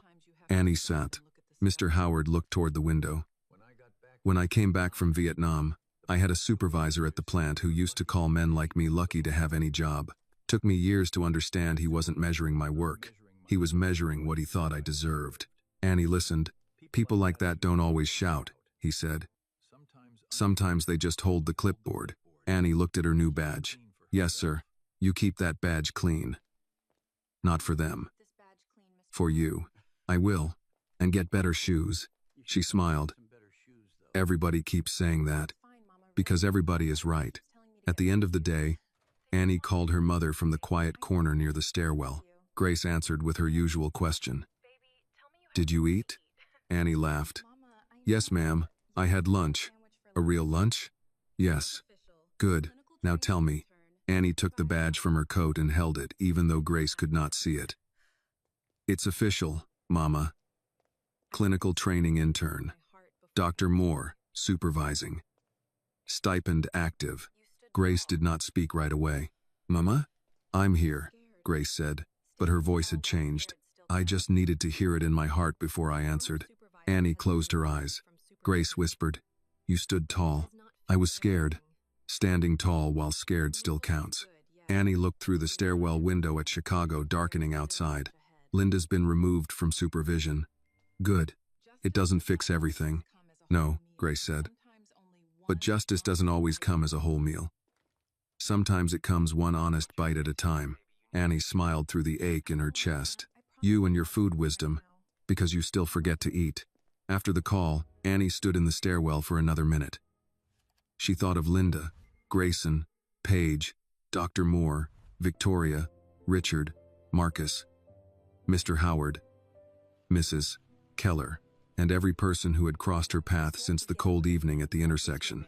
The story had started with a hand offered to a man who said he did not need help. Now that same hand held a badge no one could take lightly. Annie clipped it back onto her coat and returned to the hallway. There was work to do. 3 months later, Annie Carter no longer stopped at the staff entrance expecting someone to tell her she had made a mistake. The new badge had become familiar against her coat. Clinical training intern. The words still mattered every time she clipped it on, but they no longer startled her. She had earned them in hallways, patient rooms, long shifts, careful notes, and in one cold crosswalk where nobody else had slowed down. Street Catherine had changed too, not completely. Hospitals did not become fair because one review was finished or one scholarship was approved. Some people still whispered. Some still watched Annie too closely, waiting for her to stumble. Thomas Grayson still sent polished objections to foundation meetings. Linda Barrett had not returned to intern supervision, and the final review had required corrections to more files than Dr. Whitaker first expected. But change had begun to leave marks. The first group of Hale Foundation Compassionate Clinical Training Scholars had been selected. 10 names. 10 people who needed transportation passes, meal support, good shoes, second chances, fairer evaluations, and someone in authority who could not erase them with one careless paragraph. Annie had helped review the practical needs section. Dr. Moore had argued for mentorship hours. Victoria had made sure no recipient had to tell personal hardship stories for donor approval. Richard had argued about the name again. "You are being unreasonable," he told Annie in the foundation office one afternoon. "No, sir. I'm being consistent. The Annie Carter Compassion Scholarship has dignity. It has pressure. It has recognition. It has my name where 10 other people's needs should be." Victoria looked up from her laptop. "She's right." Richard turned to his daughter. "You are both becoming difficult." Dr. Moore, who had come for the meeting and stayed for the coffee, said, "They were difficult before. You are only noticing now." Marcus stood by the door, expression neutral. "For the record, sir, I noticed earlier." Richard pointed his cane at him. "No one asked you." Annie laughed with them, and the sound did not feel out of place. That was new too. On the day the scholarship officially launched, there was no large press event. Annie had asked for that. The foundation released a plain statement approved by every recipient. No dramatic photos, no video of Annie at the crosswalk, no "poor girl saved by billionaire" headline, just a program description, eligibility criteria, and a quote from Caroline Hale that Richard insisted on including. "A hospital's conscience is measured by who receives care when no one important is watching." Annie approved that line. Grace did too. "You did good," her mother said on the phone that evening. "We did good," Annie answered. "Don't try to hand me your credit. I learned that from you." "Then you learned well. Did you eat?" "Yes, ma'am." "A real meal? Chicken, rice, green beans?" Grace was quiet for half a second. "Look at God," Annie smiled. "Mama, it was cafeteria chicken. Blessings come in many textures." By then, Grace's medication support had started through the general fund, just as promised. No public mention, no donor spotlight. Annie had cried the first time the pharmacy bill dropped to an amount she could pay without choosing between food and rent. Grace had cried too, but she pretended it was allergies. Annie let her pretend. Spring came slowly to Chicago. The wind lost some of its bite, though it still found ways to remind people who owned the lake. Outside Street Catherine, the crosswalk had been repainted. The white stripes looked brighter now, though Annie knew paint had nothing to do with what happened there. People still hurried across with coffee cups and phones. Cars still edged forward too soon. The city still tested everyone's patience. Annie passed that crosswalk every morning. Sometimes she thought of Richard standing there, angry and afraid, gripping his cane like pride could hold up a body. Sometimes she thought of the people who walked around him. She no longer wondered why they had not stopped. That question was too easy to ask and too hard to answer honestly. People were busy. People were tired. People were afraid of getting involved. People told themselves someone else would do it. Annie had learned that justice often began in the small place where someone stopped saying someone else. One Thursday afternoon, after a long shift in rehab, Annie was walking toward the elevators with a stack of discharge packets when she heard a familiar voice from room 418. "Miss Annie." She turned. Mr. Howard sat in his chair by the window, Cub's cap low. Walker parked beside him like an enemy he had learned to tolerate. "You leaving without saying goodbye?" he asked. "I was going to come back." "No, you weren't. You were being efficient." "That sounds like an accusation." "It is." She stepped into the room.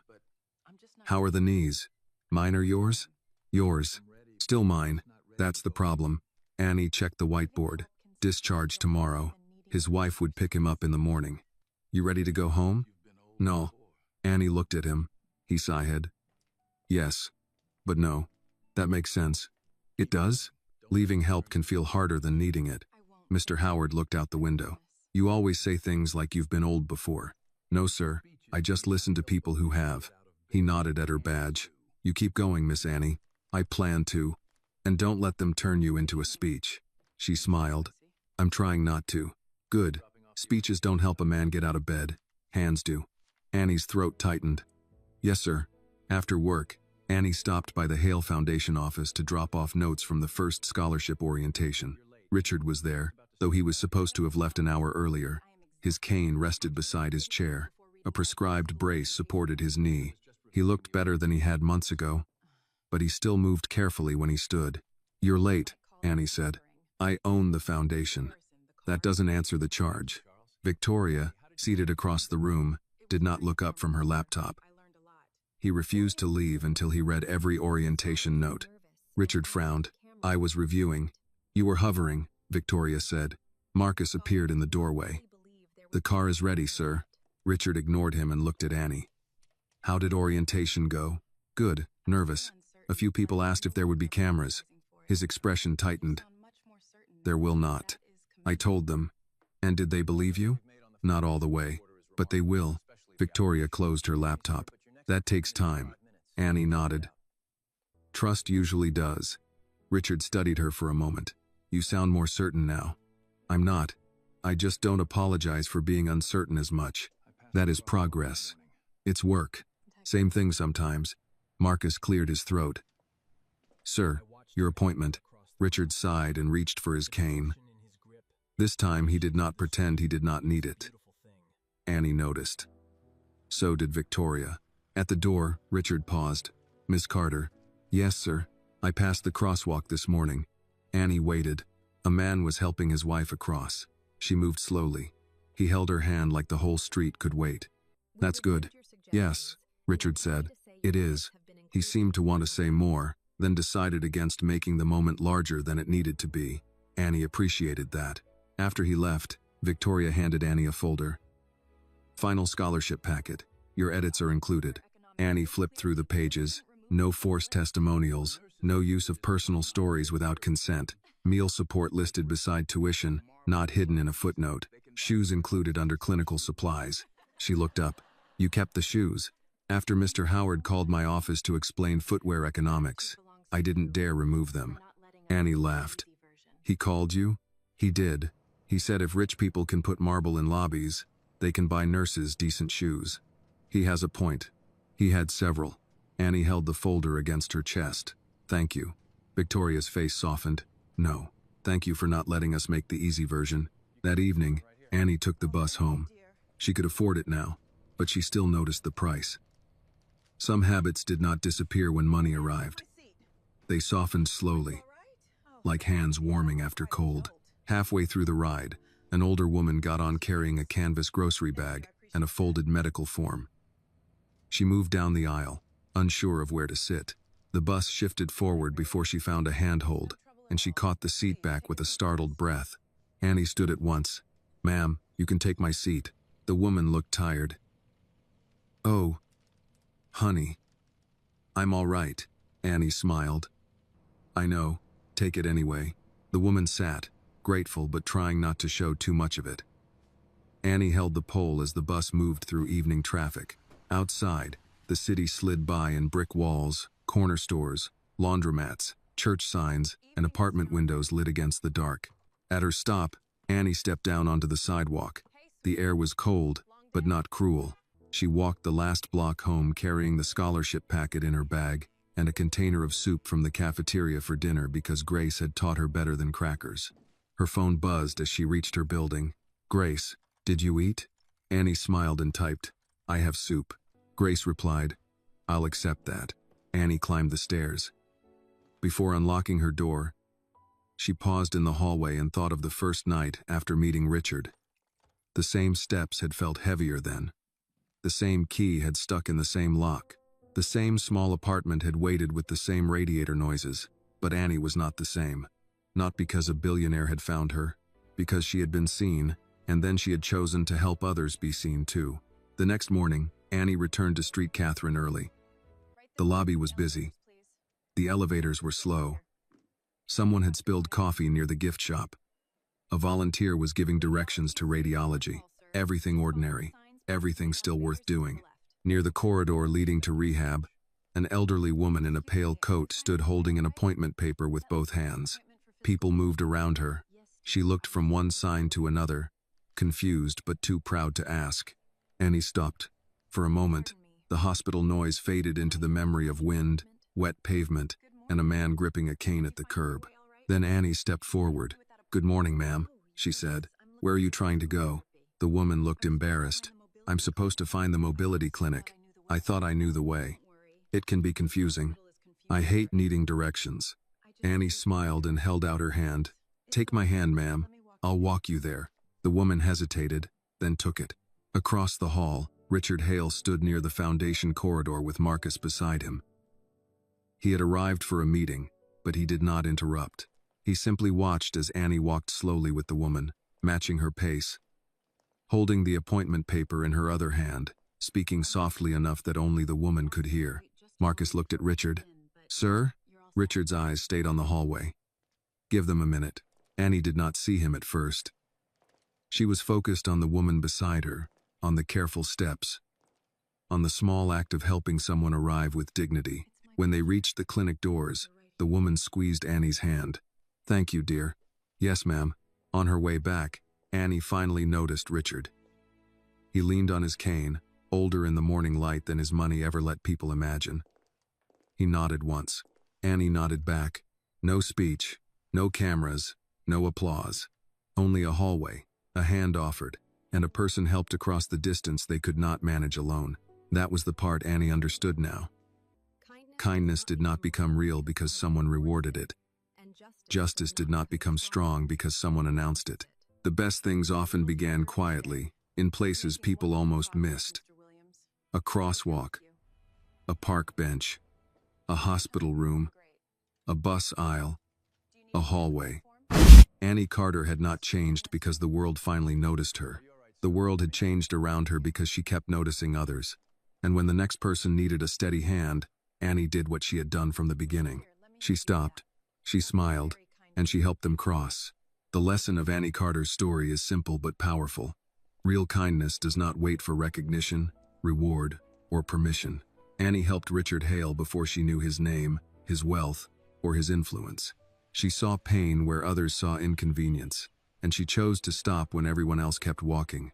Her story reminds us that justice often begins with one quiet act of courage, and that the people society overlooks may carry the very compassion the world needs most. Sometimes changing a life starts with something as small as offering your hand. This video is a work of fiction created with the assistance of artificial intelligence. All characters, events, and situations are not real and do not represent any actual people or true stories. The content is intended for storytelling and emotional illustration only.